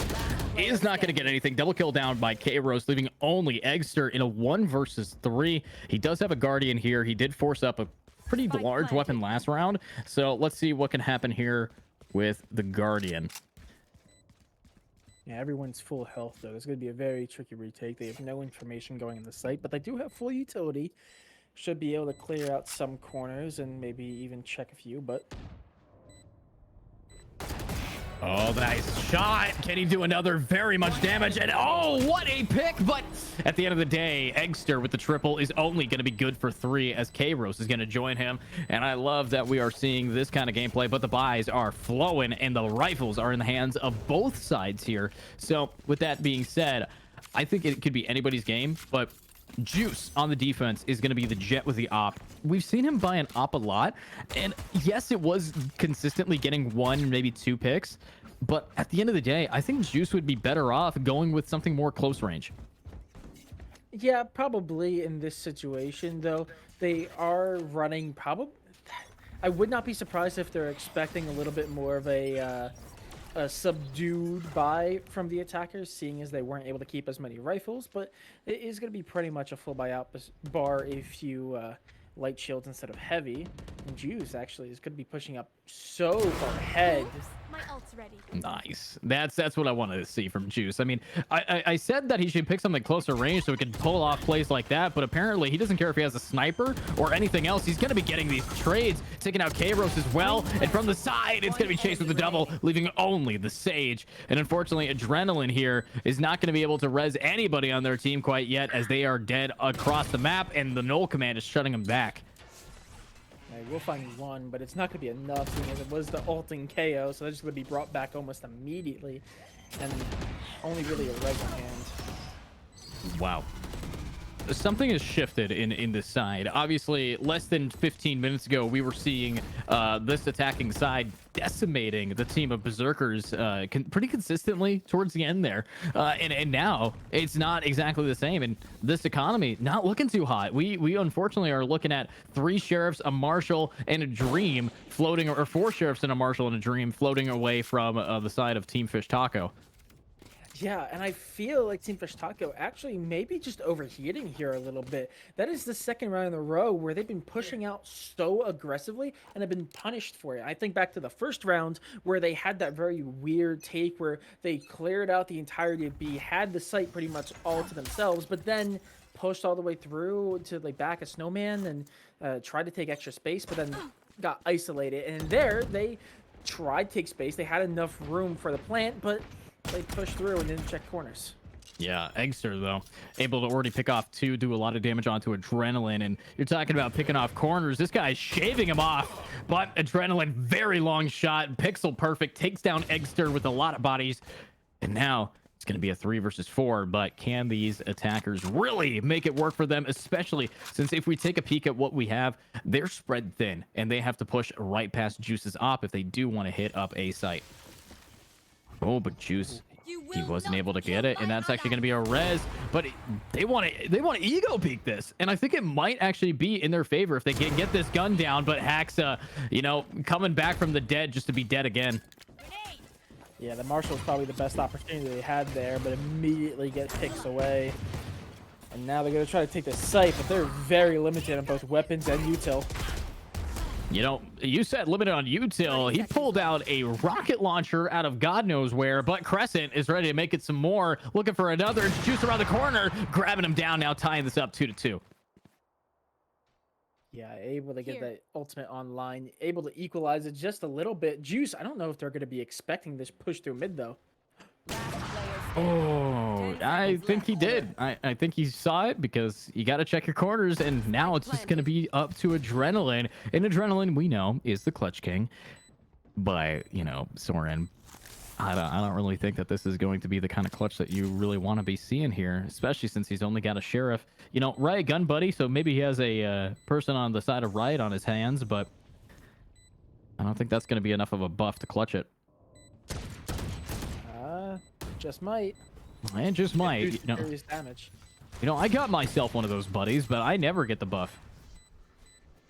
Oh, those are the pieces right under their nose. No. Yep, buff doesn't exist, okay? It's obviously that it doesn't exist and not that I am just not chosen. But with that being said, Biphase now is going to force out a timeout for these attack-sided players, and I'm not really sure how to feel about it. I really am not. They have been forcing up. Their last round was a save. Soren, talk me through. What are they talking to each other? What do they need to be doing different? I mean, honestly, I still stand by the fact that they're just overheating. And even that round, they pushed forward so aggressively, and even when they took that very risky angle, that peek across mid. You know, luckily the Sage didn't fall to the operator in mid, but they res the KJ, and the first thing they do, they take an aggro peek, an ego peek down mid, and immediately lose out because there's an operator down mid, and they peeked it with a Marshall, which, to be fair, had the best odds of taking it down, but at the same time, why are you taking that when you know you're at the rifle disadvantage in that situation? I think the attack just needs to slow down. They need to slow down. They need to think about what angles they're peeking, how aggressively they're playing on this map, because right now it seems like their foot has like a boulder on it, and it's just stepping on the gas pedal, and there's nothing they can do to let up, but they're being punished for that nonstop speed and aggression. And the defense are just loving it. They're just eating it up, just absorbing that pressure, getting those picks early, and then just kind of waiting for them to fall into their crosshairs because they know that aggressiveness is going to come through. They know they're going to be walking across their angles. Yeah, and they're working it around beautifully here, looking for some more, just having to now seal the deal. And looking at this, I think that attack might be able to, as long as they work their way around it. As you were talking about, they have to just change up their playstyle slightly if they do want to be able to take this back from defense.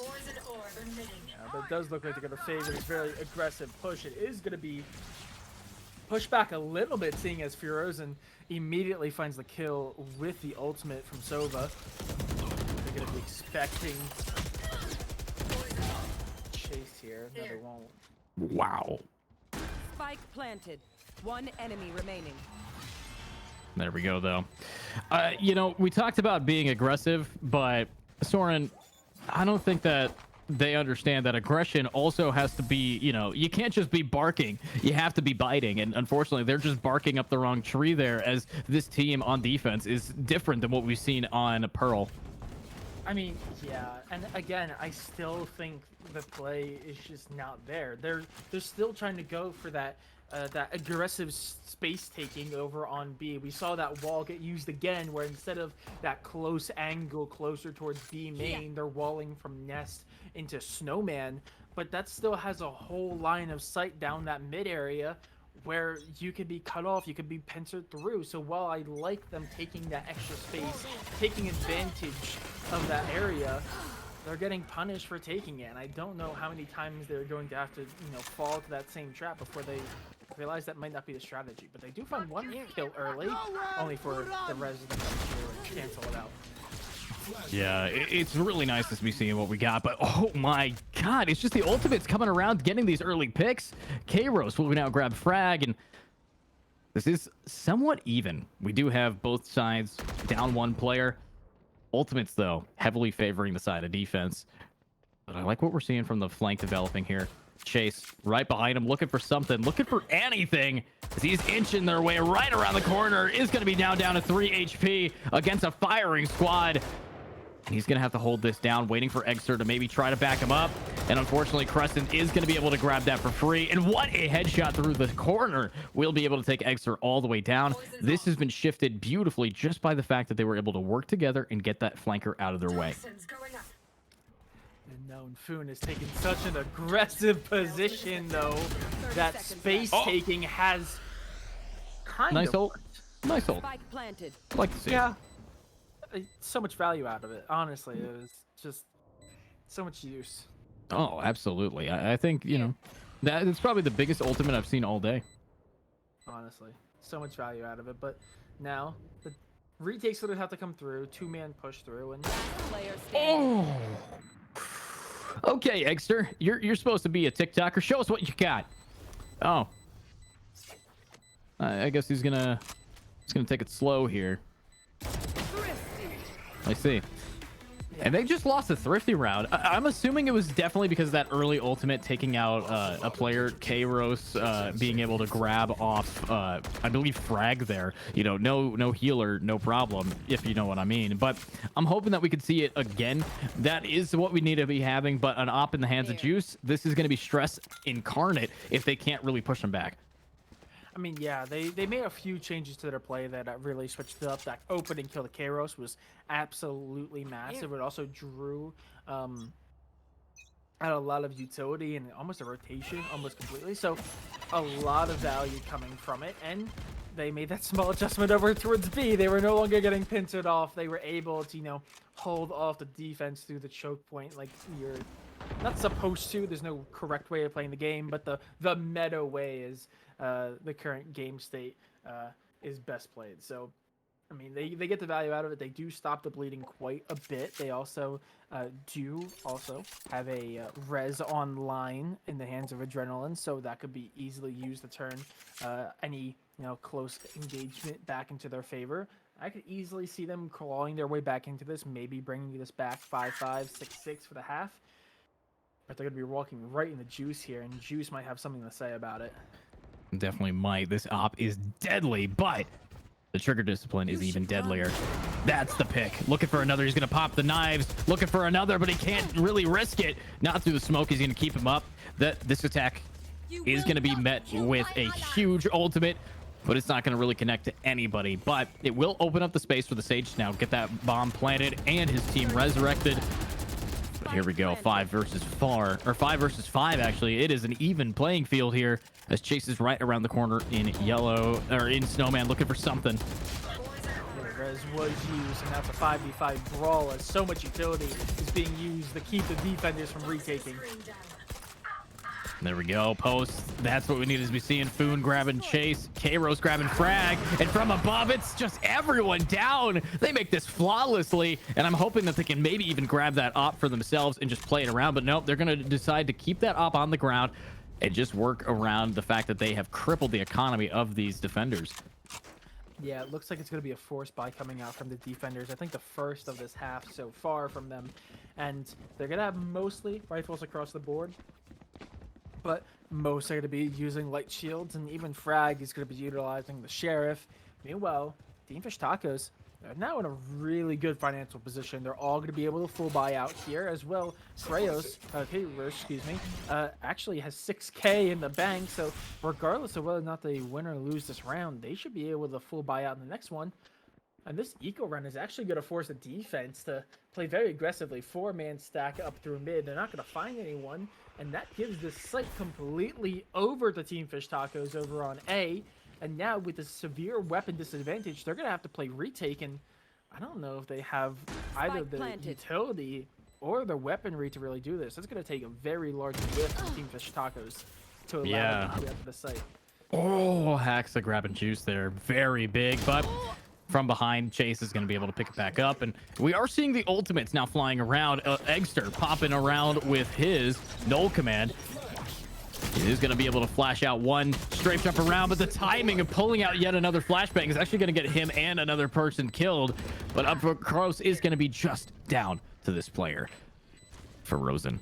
He's not going to be frozen in fear this time, but he is going to be just filled with bullets as Foon is taking it back, and attackers, they're on their road map to victory. I mean, Yeah, they're bringing it back. That makes it 4-5. They were able to keep 2 rifles on hand. That was also the no command coming out from the defense. Puts them at no ultimates with their highest ult count right now. After Rosen with the Hunter's Fury, only 5 out of 8 charges. So they don't have to really worry about, any ultimates coming into the hands of the defense unless Firozen suddenly becomes a monster and pulls a triple kill this round. Meanwhile, they have a Hunter's Fury of their own. They have won the Raze ultimate online. That rocket is close. And they're actually making their way into an A site that's pretty well open. Yeah, fairly open here, but Adrenaline. Oh my One days. enemy remaining. With Hexa, both of them are getting 2 picks down, but who's going to earn the triple kill against this final player, Frozen? Now, he does have a stinger in his hand, and he is going to be inching his way forward, just looking for maybe 1 or 2, but obviously he has to play time here. And beautifully timing is around just before this bot is actually going to be able to get his info. And it just turned back on. Oh, that's so unfortunate. That timing is perfect. That is so as the resident KJ man, I know exactly just what through that KJ's mind of push too far forward. Oh no, and the bot, his bot's off, and it just turned back on. Oh, timing. And it's back off again. That's so unfortunate. Timing's just not there. It's gonna be a 4-man hold on site. Well, they will actually be able to pick up a Phantom, so they have something maybe. They can pick up some exit frags, maybe even pick up a second here if they get the right information. If they, oh no, they're gonna get cut off by hacks, aren't they? Yeah, you could cut off Haxa, but doesn't mean that it is not going to work out in the end for you. Crescent will be able to finally get the trade, but we look at this defensive team. They have just enough money for this round, but this is a much closer half than before. I'm thinking that what we have 5-5, I think we might see 6-6. I think we have 1 more round in it for the side of Berserkers to take. Yeah, no, absolutely. I would not be surprised if we kind of see them head first into a wall type of round where maybe Team Fish Taco take a site and they just throw everything they physically have at the site and overwhelm Team Fish Taco in maybe either this round or the next. But I absolutely agree. I think a 6-6 would actually be a rather fair half count, as well as both teams had pretty dominant halves of this half. Both seemed pretty untouchable at one point or another. And yeah. Both teams have made a few adjustments. They're playing very slow. They're just kind of peeking off of each other's utility. Neither one really is willing to give up an advantage and lose a player here early. So rather passive play from both teams. Yeah, another passive play here, but look at that. Nice amount of damage, and is actually going to be able to connect too much. Up top, frag gets gunned down. Crescent, very happy to be the entry frag on this team. It's going to be now around the corner. Chasing himself. 1, 2, but not 3. Crescent with the trade. Play around it. Here's the ultimate, though. Crescent using util to just barely get himself out of that situation. And now back onto the site and dodging everything with an ability to plant it. He might just get swung out, though, in the nade. Angster getting it with Juice now helping out. This is down to Haxa, and he's going to have to toggle on if he wants to really clutch this up. Yeah, left in a really tricky position. The Sage falling in that peak around yellow makes this B site take so tricky. 1v3 situation. They need to do something. They know spikes down, but they also know there's no time for them to rotate, so they just have to play off the audio. Very unfortunate, but that is going to be the 6th round going into the hands of Berserkers. So the 6-6 prediction very much still on the cards. Yeah, 6-6 still on the flow here. We do have, of course, full buys both sides, and I think an ultimate in the hands of Crescent is perfect for opening this up. If Haxa gets the bomb plant, if they allow him to plant the bomb anyways, that is going to give the lockdown for post plant here. So I think anything is really anybody's game. The defense, though, the only ults they have is really chase near enough, or if frags out, which he hasn't yet, 2-10, he might be able to resurrect if someone goes down. Yeah, no, it's going to be a very tricky half. And again, it looks like they're going to be leaning over toward this B hit, but I'm a little bit wary of it. I mean, last round was lost because they had that Sage go down so early, and they weren't able to get the wall down to take it. That's actually going to be the first ult invested into this round. Crescent finding the opening pick with Showstopper. Wow. And unfortunately, Attack is doing their best to open this up, and this is what we need to be seeing, though. 3 against 4, very low on the Viper and the Raze. So they might be able to work around the life advantage that they do have. If they buy too much time, that resurrection is going to come out, and the life healing is going to come out as well. And there we go. Foon grabs one, looking for another. For Rosen is going to go down. Eggster, the only one to get a kill in that retake, but Attack now go 6-6. I'm not saying I called it. I'm just saying that I'm never wrong. However, am I going to be wrong if I say that this round is going to be quick or slow? Which one do you think, Soren? I think we're going to see a lot of aggression. We already saw that both teams do have a habit of playing very aggressively.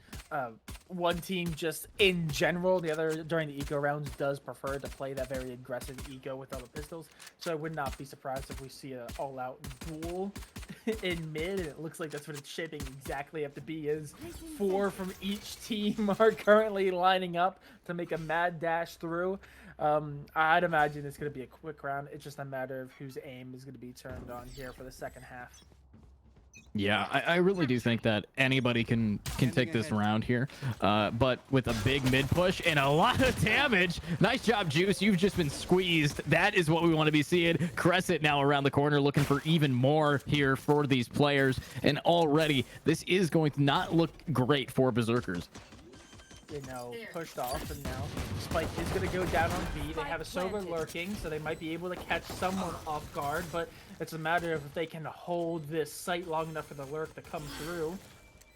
They do have all the utility they need, though. Do have the best they can, and what a shot. Haxa grabbing another chase with the trade, but this is needed to win it for these defenders. And what? The bomb! It's going to get defused? So close. I mean, it's got to be milliseconds. If the flank was just there a little bit sooner, they weren't even expecting it. They had someone body blocking the front. They expected everyone to be back towards B main or through yellow.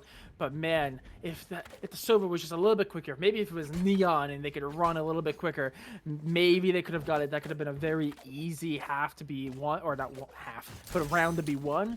But both sides do lose, so both are going to be a little bit punished here. That's also going to push Team Fish Tacos, who did win a round, to buy out, but they're going to be suffering if they lose any Spectres or guns in hand. Some of them are bought down to 0. Yeah, they are going to be brought down to 0 here, but looking at this, the money might not be an issue. I think the issue is adrenaline grabbing these players like Chase away, regardless of how much money he's spent down today. And now it's going to be, again, defense side looking pretty happy. You know, some people can argue that this is a T-sided map, and I would agree, but this team composition is not T-sided whatsoever. They definitely have a benefit of the defense with Viper and Killjoy and Sova, and especially Sage as well. But everybody on this team, they want to sit back and play for picks, and that's what's happening. The only one to really go down so far is going to be the KJ, Haxa, and Haxa was currently top fragging last game, has just taken a back seat here. I mean, yeah, and losing all those team members is going to force a rotation out. There's going to be a pretty aggressive push into A, and Foon, the last defender left standing on A, is going to fall. Makes this a 3v2 situation. Spike, excuse me, is going to go down as well. And again, Berserkers are going to push really aggressively here. The KO is taking a lot of space, checking, making sure no one's pushing up through mid or possibly from stairs or kitchen, but leaving the teammate a little bit isolated. Wow, and even if it is isolated, it is going to be a see you later. I mean, it's a 3-0. This is how easily they have taken that back. Defense, they're looking pretty high, and I don't want to say this, but Berserkers, they're not looking too good. They really have fallen behind a bit, and I needed to see them pick up the pace because they were on an insanely powerful streak at the start. But Rifles, again, this is the round. Round 3 of any half is where you're going to be seeing a little bit of a power differential. Yeah, I dare say that we're seeing a little bit of deja vu here, where Berserkers start off really hot. They have the round advantage. They're like 5-2 up. In this case, they were 5-1, and then Team Fish Taco, they take a second and they recuperate. They get some rounds back onto the board, and now suddenly they're in the advantageous situation. Maybe not quite a large comeback as in map number 1, but they're definitely were a little bit down and out there for a little bit, but now they're seeming to hold B site quite convincingly and pushing this attacking side back. Yeah, and they are going to be able to push these defense back, but the whole point has been their retakes. They defused the bomb on pistol round for free. And they might actually get juice here. Yep, that's going to be a 1-for-1. And there it is, though. Frozen getting another one double down. And from behind, Taco is going to be on the flank right into the Viper. Might just get bitten into the trap. And that is what you need to be seeing. The double kill from the Sova into the flank kill into Egster cleaning it up. That's what attack is needed. And I think if they keep this up, we'll see a better side for them. But again, defense now gets to buy rifles on their half. And we've been here before, Soren. We know what's going to happen, but we'll sit back. We'll talk about it, and we'll see if our initial thoughts are true. I mean, yeah, this round is pretty even. We are seeing the operator come out in the hands of Crescent. A little strange because I even mentioned that no one on this team composition is really built for the opping role. You probably would prefer the Raze to be playing very aggressively, pushing up, taking a lot of space, but they're going to be a little bit more subdued, playing on pipes with the operator. Meanwhile, Juice has taken so much space in kitchen. Yeah, a lot of space, and will be able to build himself up there, but he did take a little bit of damage trying to deal it out to Haxa. And that is going to put him below where he wants to be, ideally. Juice, though, looking for something. Won't be able to find anything yet. And unfortunately, Foon and Crescent are just going to be mowing them down. The ultimate not being able to do too much damage to kill, but just enough to have to force a heal. So unfortunate here. This is going to be a really rough take. They really don't have the time or the utility to take B because they know there's going to be one sending back anchoring. So they just need to find a way to force their way through the site. But they know exactly where they are. And that's that nade's going to kill him. Well, that's got to hurt. I mean, there's not a lot you can really do in that situation, but at the same time, defense, I don't know. Team Fish Taco, they have absolutely proven that rank doesn't matter, that previous stats don't matter, and it's about how you play in the game in the current meta. I mean, obviously, I say that with a caveat, not all the time, because these players are decently matched against each other, but at the same time, when you look at the team of Berserkers, I don't think there's a single one on that team that isn't in the top 100 Radiant. I mean, yeah, but at the same time, this is where you know, this is the games where you see that sometimes the team play really does shine, even when you're facing some tough opponents. But Juice, monstrous, finds the kill through the Viper's pit. That's an insane shot from them. Yeah, exactly what you need to be seeing here. Can we do it again, though? Egster up in the top looking for another. We are going to see the res coming around onto K-Rose. Now, with the Sova back alive, this is going to be much harder for defense, or for attack to really make it work for them. Defense with Crescent, with the op, grabbing Chase out of the game. Frag is going to go for the res. Both people are going to be resing here. No more res for each one, but the best thing you could do with the Sage Ultimate is just use it whenever you can. Yeah, Egster's trying to take so much space here, but might not be able to catch anyone off guard. There we go, though. Adrenaline from the side and Haxa from above are going to be able to do it. And, you know, Egster, just because you're in kitchen doesn't mean you're cooking. That is Haxa being able to kick your butt and already secure double digits for the side of Team Fish Taco. Yeah, I like the push. I like how much of lurking we're seeing. You know, as a KJ main myself, I know I keep saying it, but lurking is kind of the forte, and I really enjoy seeing all these lurks come through. But that also has been yet another unsuccessful lurk. We saw, you know, the push up from Juice in the last round, where they were actually pretty successful. The only reason that lurk wasn't successful is because even though they drew such a big rotate, they got shut down by the operator the moment they tried to enter site. But here, they're just pushing up aggressively. They isolated the rest of their team, and they had no backup. I don't know. The lurks are very valuable, but they need to be successful, and no one has found success on them yet. Yeah, not quite yet. 5 HP. K-Ro stuck inside of here is going to have his Viper give him a wall to now get out of there. But with that being said, I'm really excited to see how they're going to be able to now move it forward with this ultimate from Ferozen. Will do a little bit of damage, actually, taking a chunk of health away from Foon, and Frag will take this opportunity to plant that spike. And already, attack is looking pretty clean on this Thrifty. Yeah, it's looking really good. They've set up for post plant, but notably, they're not playing for post plant. They're still playing very aggressively on site. Maybe they catch him off guard. Yeah, maybe they will, but defense catching them off guard. But it doesn't really matter. Haxa now in a 1 versus 1. Ferozen swings and does not miss, thriftying it up. And now this is what they needed to do. The only way that you can really unrealistically take back a lot of momentum in a game like this is to win a thrifty round. And if you see this defense team, they can't afford any full buys. Hax is actually gonna have to request something like a Guardian if he even wants to, you know, get those picks, but looks like it's just gonna be a Sheriff. And I'm liking what we're seeing here. Soren, I'm thinking that we might want to see a timeout soon.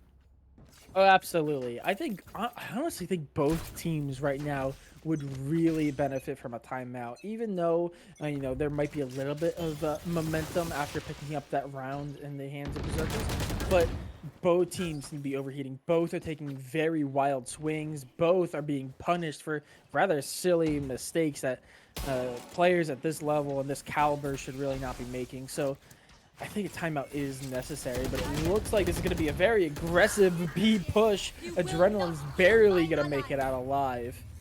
Wow. I mean, defense, you can tell, has definitely turned off something in their noggins. It is just not the same as before. And Eggster making sure that anything in their brain is on the walls now. Clean headshot onto Haxa, looking for some more here. But with that being said, Adrenaline, nice knife out. Give another one a chase as he's going to chase you down. They're now 1 away from tying this up double digits. Yeah, I mean, at some point, a timeout needs to come. You're absolutely right. Both teams overheating a little bit, and I don't know what happened. The defense here of Team Fish Taco, they were playing so smart, but in the last 2 rounds, like you said, it almost seems like they turned something in their brain off. They're not firing straight. They're not getting the kills that they needed. Crescent kind of was going off in the early stages, finding so many influential picks with that operator early on. It just hasn't really found the same value since. Yeah, not the same value, but look at this, though. They're all kind of lined up for him right now. Foon looking for something. Will not find anything. Juice. Clean shot. Juiced with it. Looking for some more, though. Now is going to grab Adrenaline, and I'm liking Berserkers. You know, it's kind of like the myth of a Berserker. You do damage to them, they get angrier, they do more damage back, and that's what we're seeing. Yeah, and now the site is pretty much theirs for the taking. The wall goes down. The spike follows very soon behind.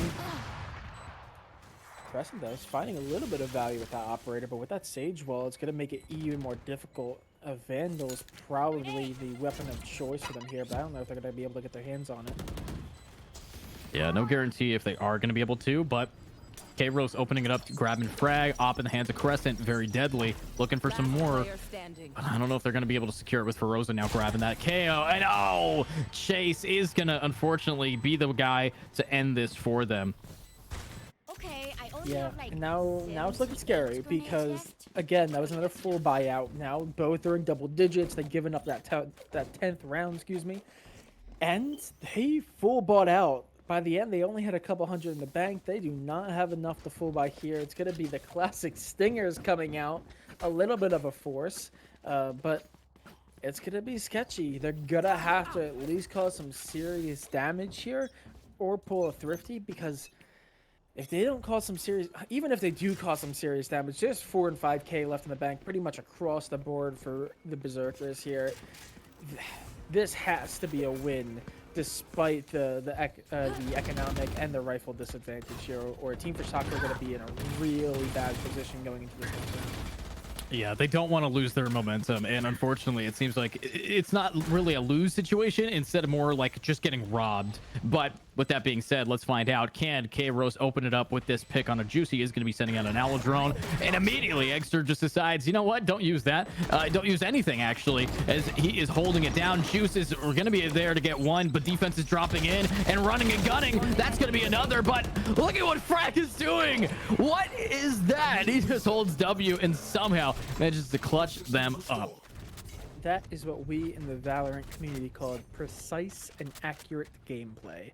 Just running at them with the Phantom and finding the kills they need. I mean, that brings it 11-10. They're one round away from getting match point, and this is going to be a full buy. This is a must win. Team Fish Taco have to win this round. The max amount of credits they have left in the bank after this is Foon, but 600. So going into the next round, if they don't get a solid, even if they do get a win here, this needs to be a convincing win, because even if they win, but there's only one left, the economy's still not in their favor. They need to win it. They need to win it convincingly. We're going to a map 3. Yeah, we might just be going to a map 3 here. Obviously, the Berserkers have been berserking their way through it, and I think are now going to be heavily hitting it the point of B. Adrenaline, very aggro up in the top, is going to pay off, though, grabbing one, but the res is not available for these attackers. However, defense, they are shooting off all they got to do the damage, and it is going to connect, helping Foon get taken down, or taken down onto Ferozen. And this is perfect. The defense, they're so happy they managed to get the spike down. They managed to take these players out of the way, and they needed this. Yeah, this is another instance of, teams overheating. I mentioned it before, but without Sage on this site, this wide open area is a death sentence. And the first agent that gets knocked down was that Sage, and they're still trying to push into it. It's becoming a bloodbath over on B. I mean, they have to, though. They did have to grab that spike somehow, but the problem that they're having is with that opportunity of picking up the spike. Oh, I thought that was going to connect. That was almost perfect, but let's see it. Adrenaline, the precise gameplay. Let's see the run and gun. It happens from Foon. Beautiful. Yet again, now tied up 11-11. Make sure that you guys are watching this from home, because this is the pretty much furthest I've been on my seat today. I mean, absolutely, because like I said, they need to be pretty much perfect, and they almost were. They only lost one there, so only one person's gonna have to buy through. So they're pretty set, and they should be set for the next round regardless of what happens. But Berserkers, after going on a 4-round win streak, quite convincingly, as well, they're still economically viable. They still have the full buy, and they're set for next round too. So this is really coming down to the wire. It's coming down to the wire here, but let's see if they're able to cut that wire. If it's red, it is red. Juice with a headshot, making it 2. Looking for more, as he does have the Blade Storm. It's either if Juice clutches or they don't. Look at that, through the wall, taking out Adrenaline. Juice is not done yet. He needs to find the final one. He needs to find the frag onto Haxa. And he will. Beautifully played. Flawless now. I think we might go to OT yet again, but there's no guarantee for them.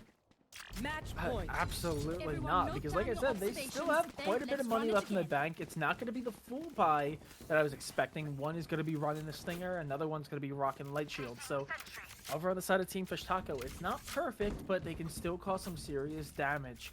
But I mean, when you have players on Berserkers like Juice that can just pick apart your defense by pixels of a difference, it's going to be really, really tall order.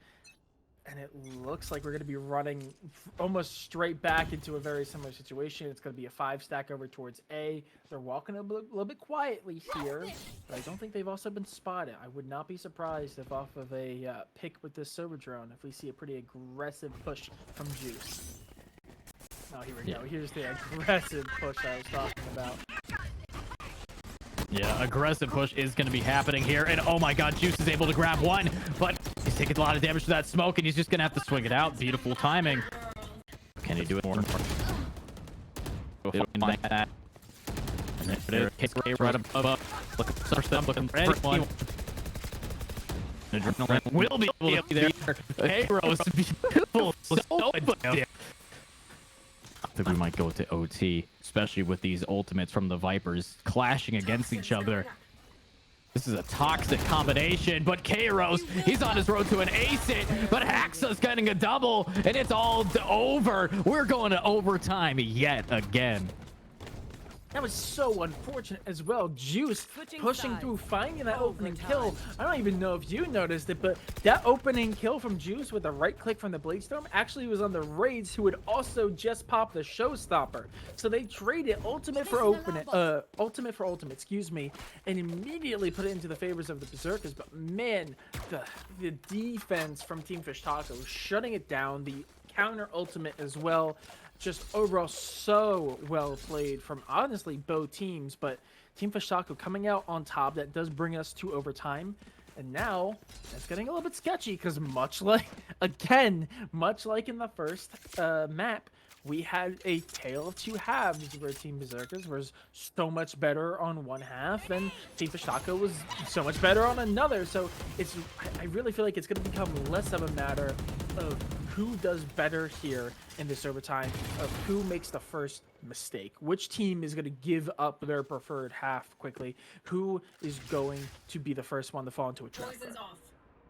Yeah, that is a decent question here, but what's the answer to it? Let's find out. For Rosen, making first contact, we'll be able to take a little bit of damage, but not deal a little bit of damage. Defense has already been taking a little bit of pot shots. The Sage, the Jet, and the Sova all have lost their head armor potential, and the chances of these Phantoms in the attack side being able to one hit them is already there. So let's find out. Chase now holding this down, looking for something.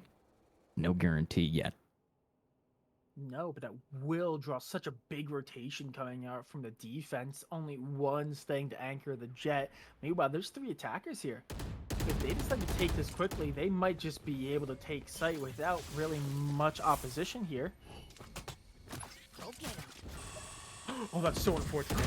Oh, Crescent, Eggster. That is not fair. Flashbang is around and nice jump through it. I thought attackers were definitely going to be able to take this, but something has changed in them. One bullet, it's over, almost acing it. Eggster's happy, but unfortunately, I think he might be a little bit mad. Almost acing it, popping his ultimate. He's at the edge of his seat, and he wants to keep this going. That was insane. So very unfortunate. Dropping the Roomba and expecting that to clear that entire back area, but accidentally, because the KO of Eggster was pushed so far up against that wall, accidentally throws it behind them. How unfortunate. That is just a matter of timing and positioning there. Very well played from Eggster. And that aggression just to shut down the defense. And honestly, Berserkers have had a really strong attacking side. I would not be surprised if they're able to finish it out right here, especially as Team Fish Taco are playing this much slower. They're not even playing really a default, as they just haven't really taken many duels. They're not even really showing much of a presence over towards A, so I would not be surprised if we're going to see a pretty quick rotation over to B. Yeah, pretty quick here, but looking at what we've got from these attackers, it's gonna be a rotate into Juice, grabbing Kairos down. I think that we might be going to game 3, especially with this kind of momentum so far. I'm seeing a different side of Berserkers yet again. We saw it at the start of the game. We're seeing it towards the end of the game. Oh, look at that. Is Juice gonna have any idea? Look up! Oh! Looks like he's gonna have to be looking up from 6 feet down, as Crescent will be taking him down, looking for another one. He's here for it. Crescent, though, unfortunately not able to land the flick. Now down to a 3 versus 3. The ultimates are here. This is stressful. But who's going to be able to grab it first? Foon from above, grabbing out Chase, looking for another, and gets it. This is it for defense to get it to OT yet again. Boom, coming alive to find the triple kill. Absolutely coming in clutch when their team needed it most. And again, this is what I'm saying. I feel like this is going to be less of an overtime situation or a game situation where it's going to be which team does better. It's going to be much more of which team messes up. The defense, a little bit of a blunder early there. They fall. They have one player fall in mid quite early. The attack seems like they're going to rotate over. It takes space over towards A quickly, take advantage of it. Buffoon just holding down the fort like a madman is able to do it for them when they needed it most. And Looks like it's going to be very aggressive push out from A. Both teams treading a lot of utility, treading some lead as well. But much like we've seen so many times, we show presence and then we rotate over, as now it seems like the attacking side is going to favor a B push here. And they're definitely being very favorable for them. But look at that. Chase now kind of stuck in between a rock and a hard place. Needs to now do it again. Are going to be able to see him right around the corner looking for something. But unfortunately, they're spread out a bit thin. Defense very aggro in mid. Will be able to break that alarm bot. You only get one, as I've come to see it. But let's see what can happen here. Right around the corner, Juice. We'll be looking for just this spray through the wall. Attack definitely eager to be on this B point. Are going to be able to spot out one, but from the side of yellow, he's not going to be a coward. Crescent, grab it, Egster. Looking again. This is what we need to be seeing from TFT. 30 seconds left. Yeah, they have the utility as well, and they do have the Sage, but the Sage ball has already been utilized. They try to get the spike down in a much more advanced position. Last player standing. Wow, here we go. What a shot from Adrenaline to make it sort of work for them, but that's what we need to be seeing from Berserkers. Now taking it back again. And the only opportunity for us today is either going to be double or no, what is that? Triple OT or game 3. So that's what we are going to be seeing this timeout called. Yeah, and we are going to see the timeout be called, which is probably way overdue. We talked about it towards the end of the second half, but both teams really need a timeout. Both are playing super aggressive, taking space they really don't need. I mean, Team Fish Taco there, yet again, falling for the same trap that they have been for a majority of the game, where even though they had already used their Sage Wall, they try to push up and plant right next to Nest as if they did, and they got pincered in from the one player playing in Snowman and the two playing towards mid, and it just got pincered in and they had nowhere to run. So both teams really need this. Both need to stop, think about what they're doing, reassess their strategy, reassess the amount of aggression they're willing to play towards.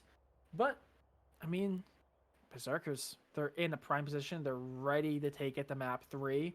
And honestly, with, 2 players dropping 21 kills, Juice topping the charts with 27, it seems like this team is on fire, ready to go. There's almost 3 players on their team with 4 players on their team with 20 plus kills. Absolutely, they're really bringing it in, and I'm liking what we're seeing, but no guarantees yet for these players. I want to know how this is going to end. I did see a timeout that's going to benefit both teams. It really is. You're giving a time for both sides to take a deep breath and push in. Speaking of pushing in, Crescent already right away grabs Chase. Frag will get the trade though, and now it's a beautiful, beautiful round here for the attack if they could just manage to get this bomb planted.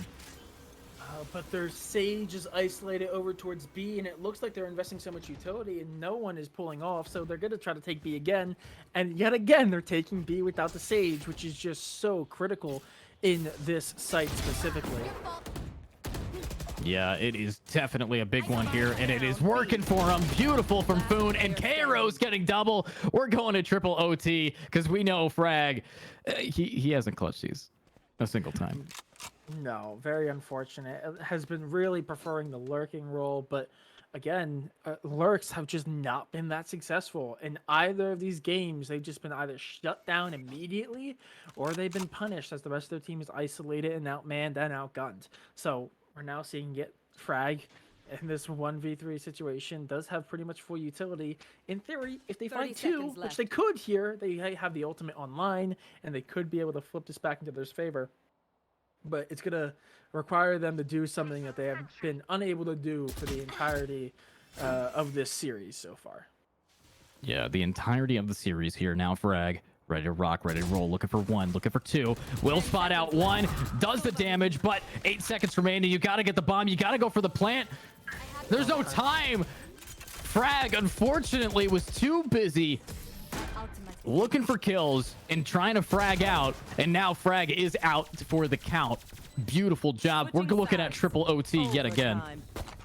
I think maybe a little bit of a misplay there from Frag, as they had all the time in the world. They had 20 seconds. once they got onto site, they easily could have had that wall down. They could have gotten spike down, and they could have played around it, played around yellow, much like they did, but in a much more advantageous position with spike down. Put the the defense on the back foot rather than having yourself be put into a situation where you have to focus on getting kills and the plant down at the same time. So I think maybe a little bit of a misplay there from Frag, but we were almost expecting it to go this way either way. Triple overtime now, as it looks like the attack is just bull rushing onto a site. They now are just making their way through. No Sage wall down yet, no spike down yet, but they are taking so much space, pushing all the way up through into Snowman. Oh, what a shot. Crescent will be able to pick off Frag yet again. This is a Sage that is not having a good day, but Chase is here right around the corner trying to maybe get the trade. Bomb is going to get planted. And defense, they want this. They've been able to do this. Every time Berserkers is on defense, they've managed to bring it back. Are we saying that it's a defense-sided map? No. Is it a defense-sided team comp? Absolutely. Look at this mowing of players, as it's just going to be K-Roast needing to clutch this up. And unfortunately, he cannot. We are again at one lead. I think it's whoever's on defense here, Soren.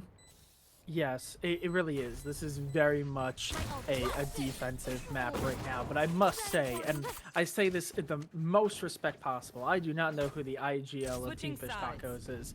But I want to take him by the shoulders and shake him and tell them, stop pushing so aggressively. That is, I think, the 5th time they have run that exact same play. And I will give you a penny if you can guess how many times it's worked. Because the number is the same shape as the penny, a whole 0.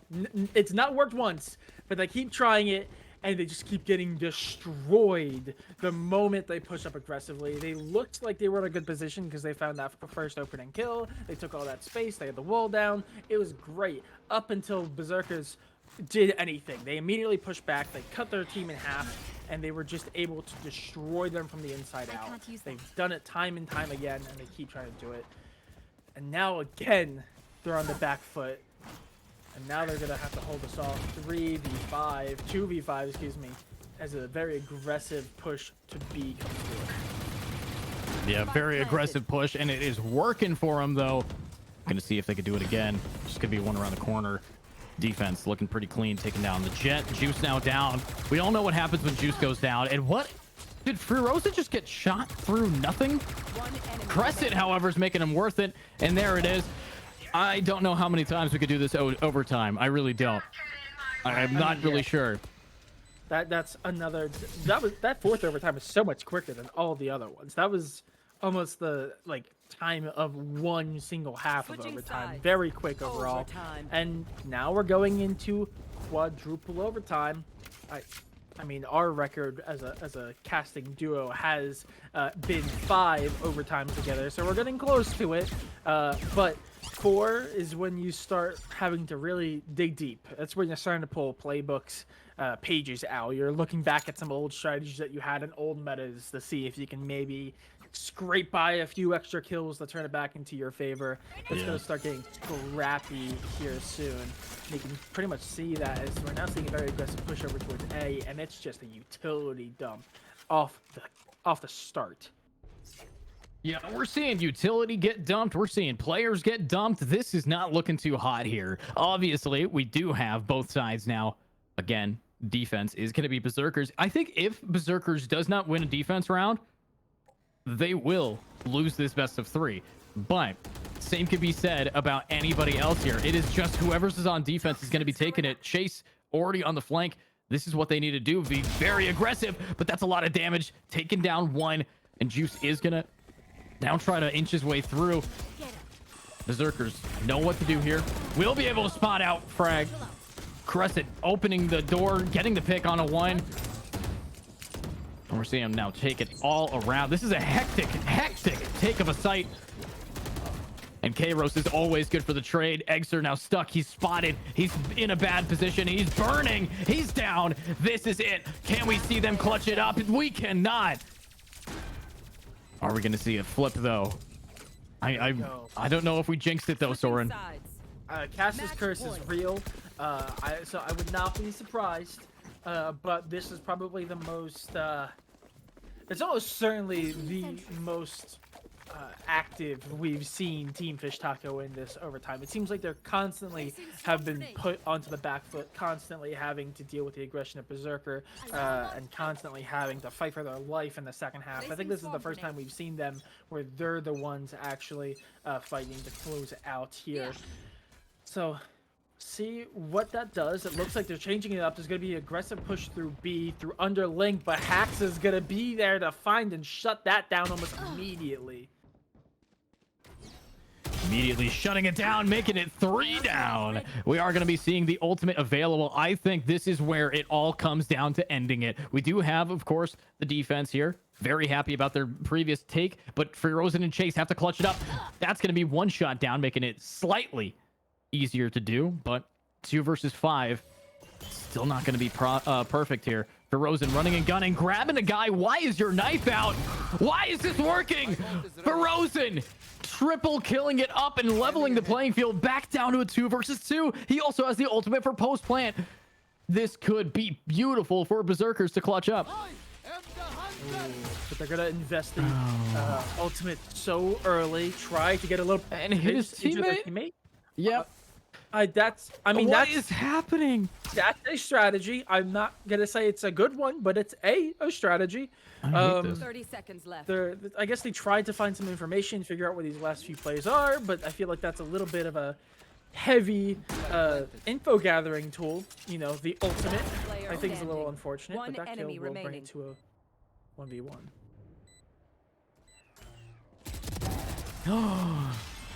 Attackers actually clutch this up. I mean, the slight misplay from the Sova, not only hitting his teammate, but also wasting an ultimate while hitting his teammate. I don't understand. Why are we still here? Well, we're now Are at we our just to suffer? yes, we're now here. This is again now tied for our longest overtime as a casting duo. Congratulations! It's a month-old record that is being tied here. It doesn't need to be here at all. They're like nothing should have happened in that last round. Ferozen got 4 off of nothing. I don't know what's happening anymore.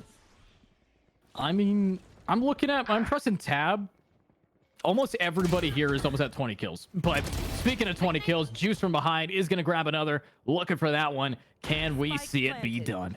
It's just going to be Juice right above. Looking for something. He's been extra patient here.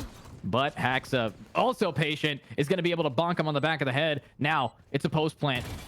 2 on the defense to retake this, but they've done it before.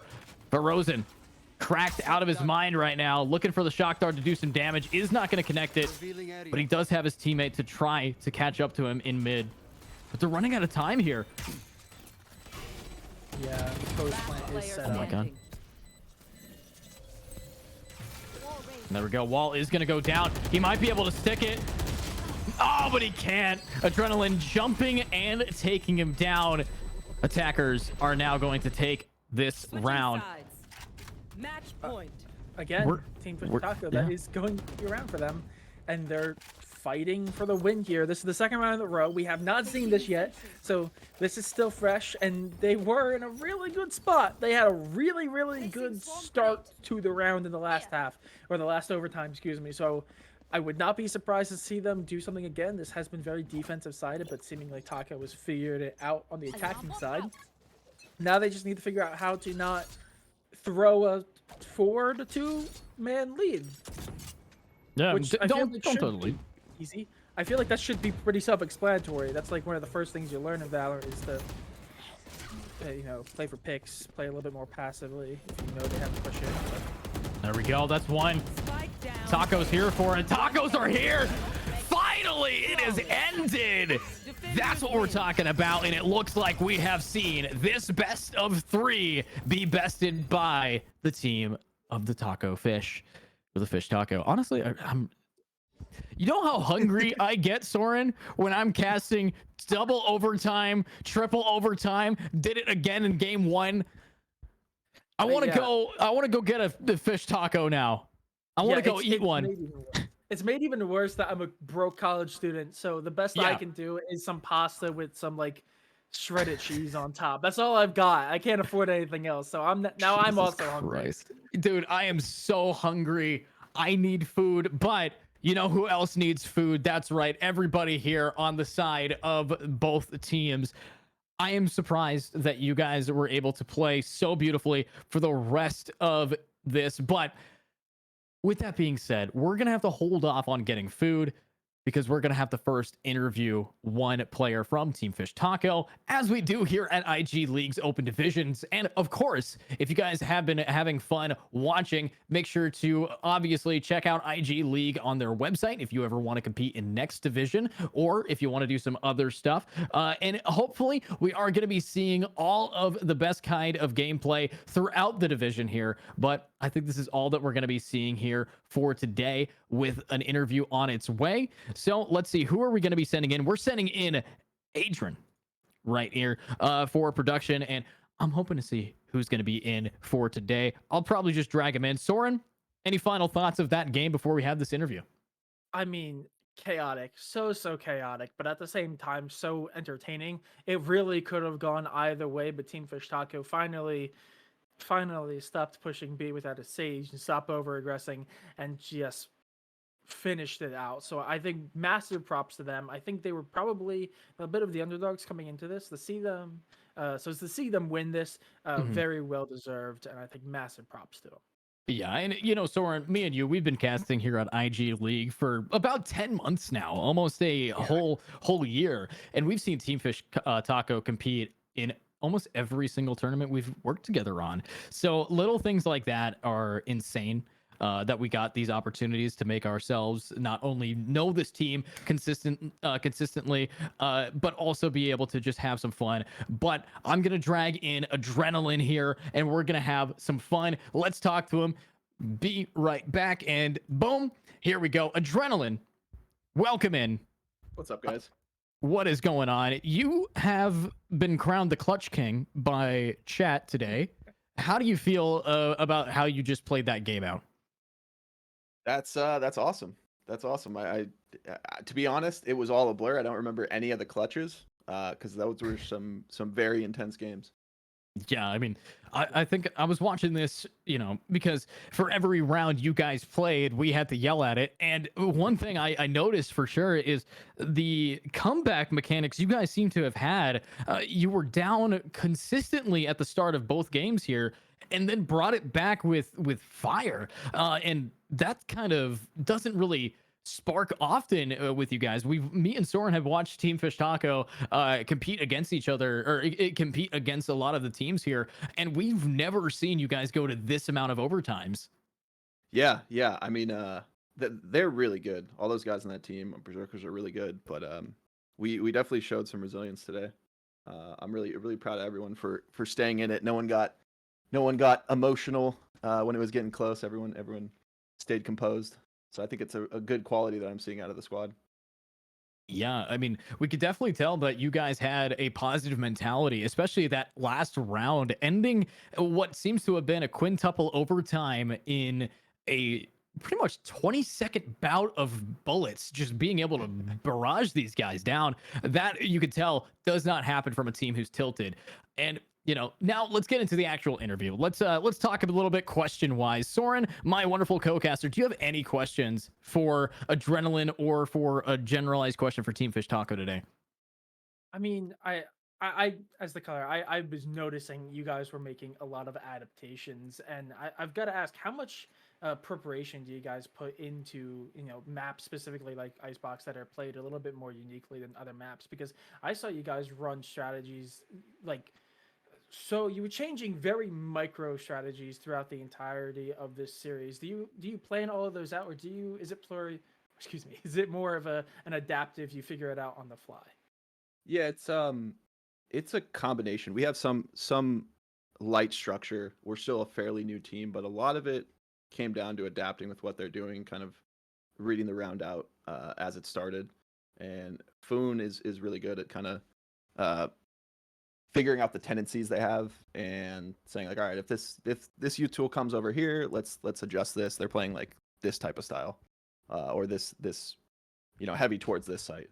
So he's been really good at kind of sending a pause and reevaluating what's going on and seeing their tendencies. Yeah, and honestly, listening into that, you can tell from a caster's perspective, especially since we get to see what you guys don't get to see. Even with how these players have been playing, your guys' game sense was spot on. When I was looking at the minimap and watching you guys ping where the potential enemies are, it was almost 100% perfect every single time. Your guys' game sense showed up beautifully. Adrenaline, you would be shocked if you watched the clips back of how many times your crosshair was a pixel away from somebody through a smoke.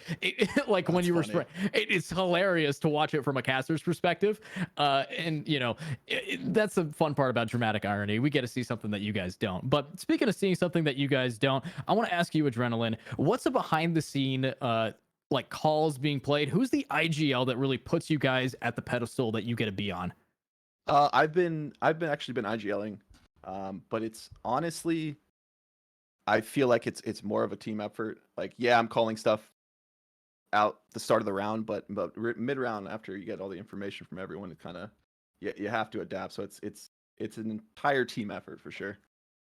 And speaking of team effort, is there anybody specifically on your team who competed today that you would like to shout out? I know that you want to shout out everybody, but if you could crown one person on your team the real comeback king, or the person who kept your guys' mental, anything that, who stands out as the guy who helped you guys win it the most? Yeah. I mean, I'll say I'll be political at the start and then pick one. Everyone had their rounds. Everyone showed up and got multi kills when the round looked like it wasn't going to be won. Foon, shout out to him for, like you said, just maintaining the team's composure. Yeah, he was probably the biggest factor why we were able to close it out. Nice. And I got one more question for you. If there was anybody who would be considered the thorn in the side of Team Fish Tacos over on the side of Berserkers, we had quite a few notable members on that team. Who would you want to say gave you guys the biggest trouble? Yeah, I mean, all those guys are nuts, but Eggster on the Yoru, he's got some hours in there. You can tell it's really frustrating playing against.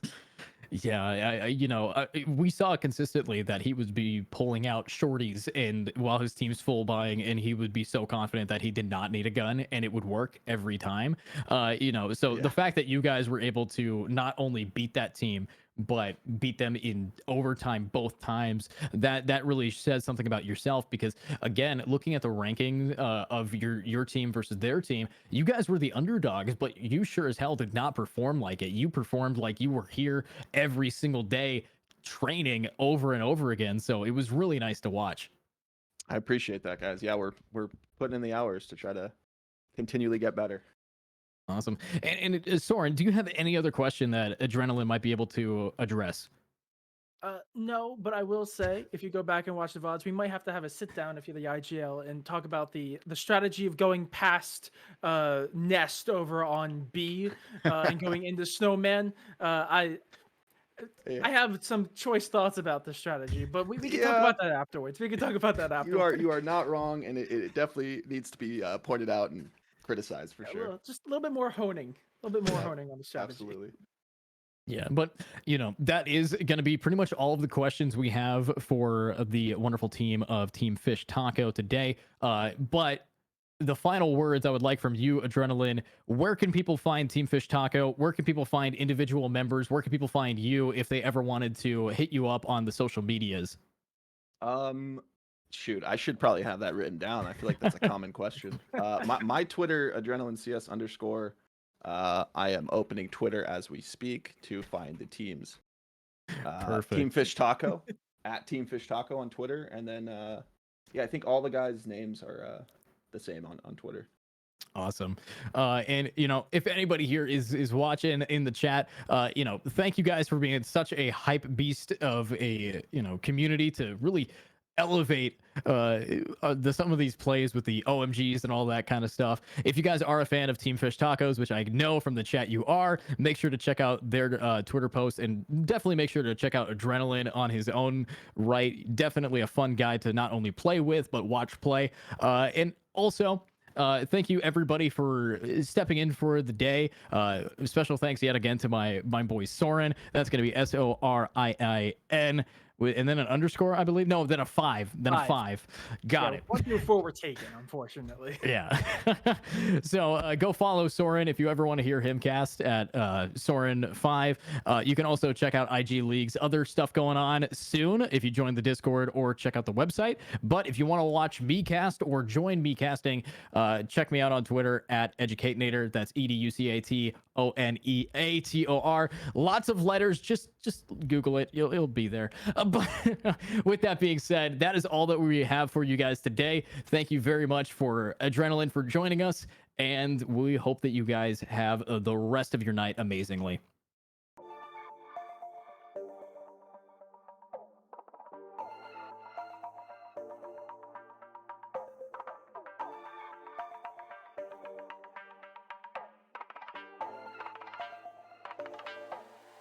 You are my ecstasy when you are next to me, flooding my dopamine.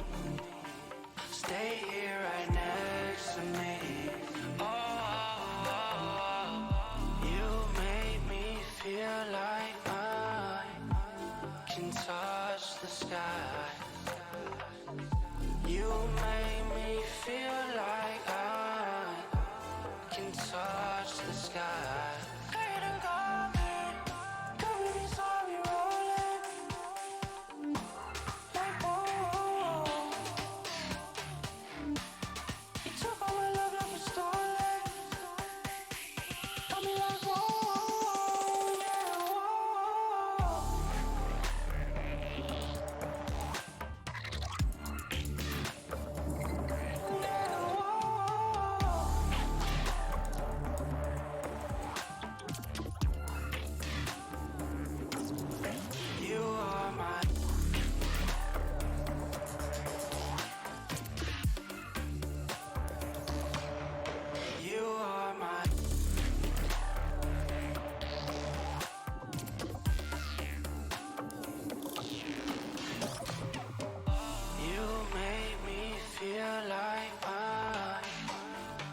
Touch the sky. You make me feel like I can touch the sky. Every time you leave, I come down.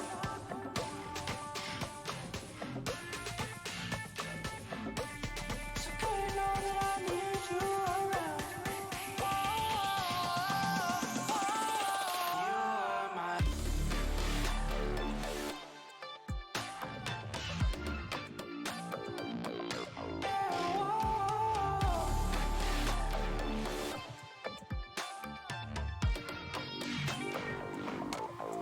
You are my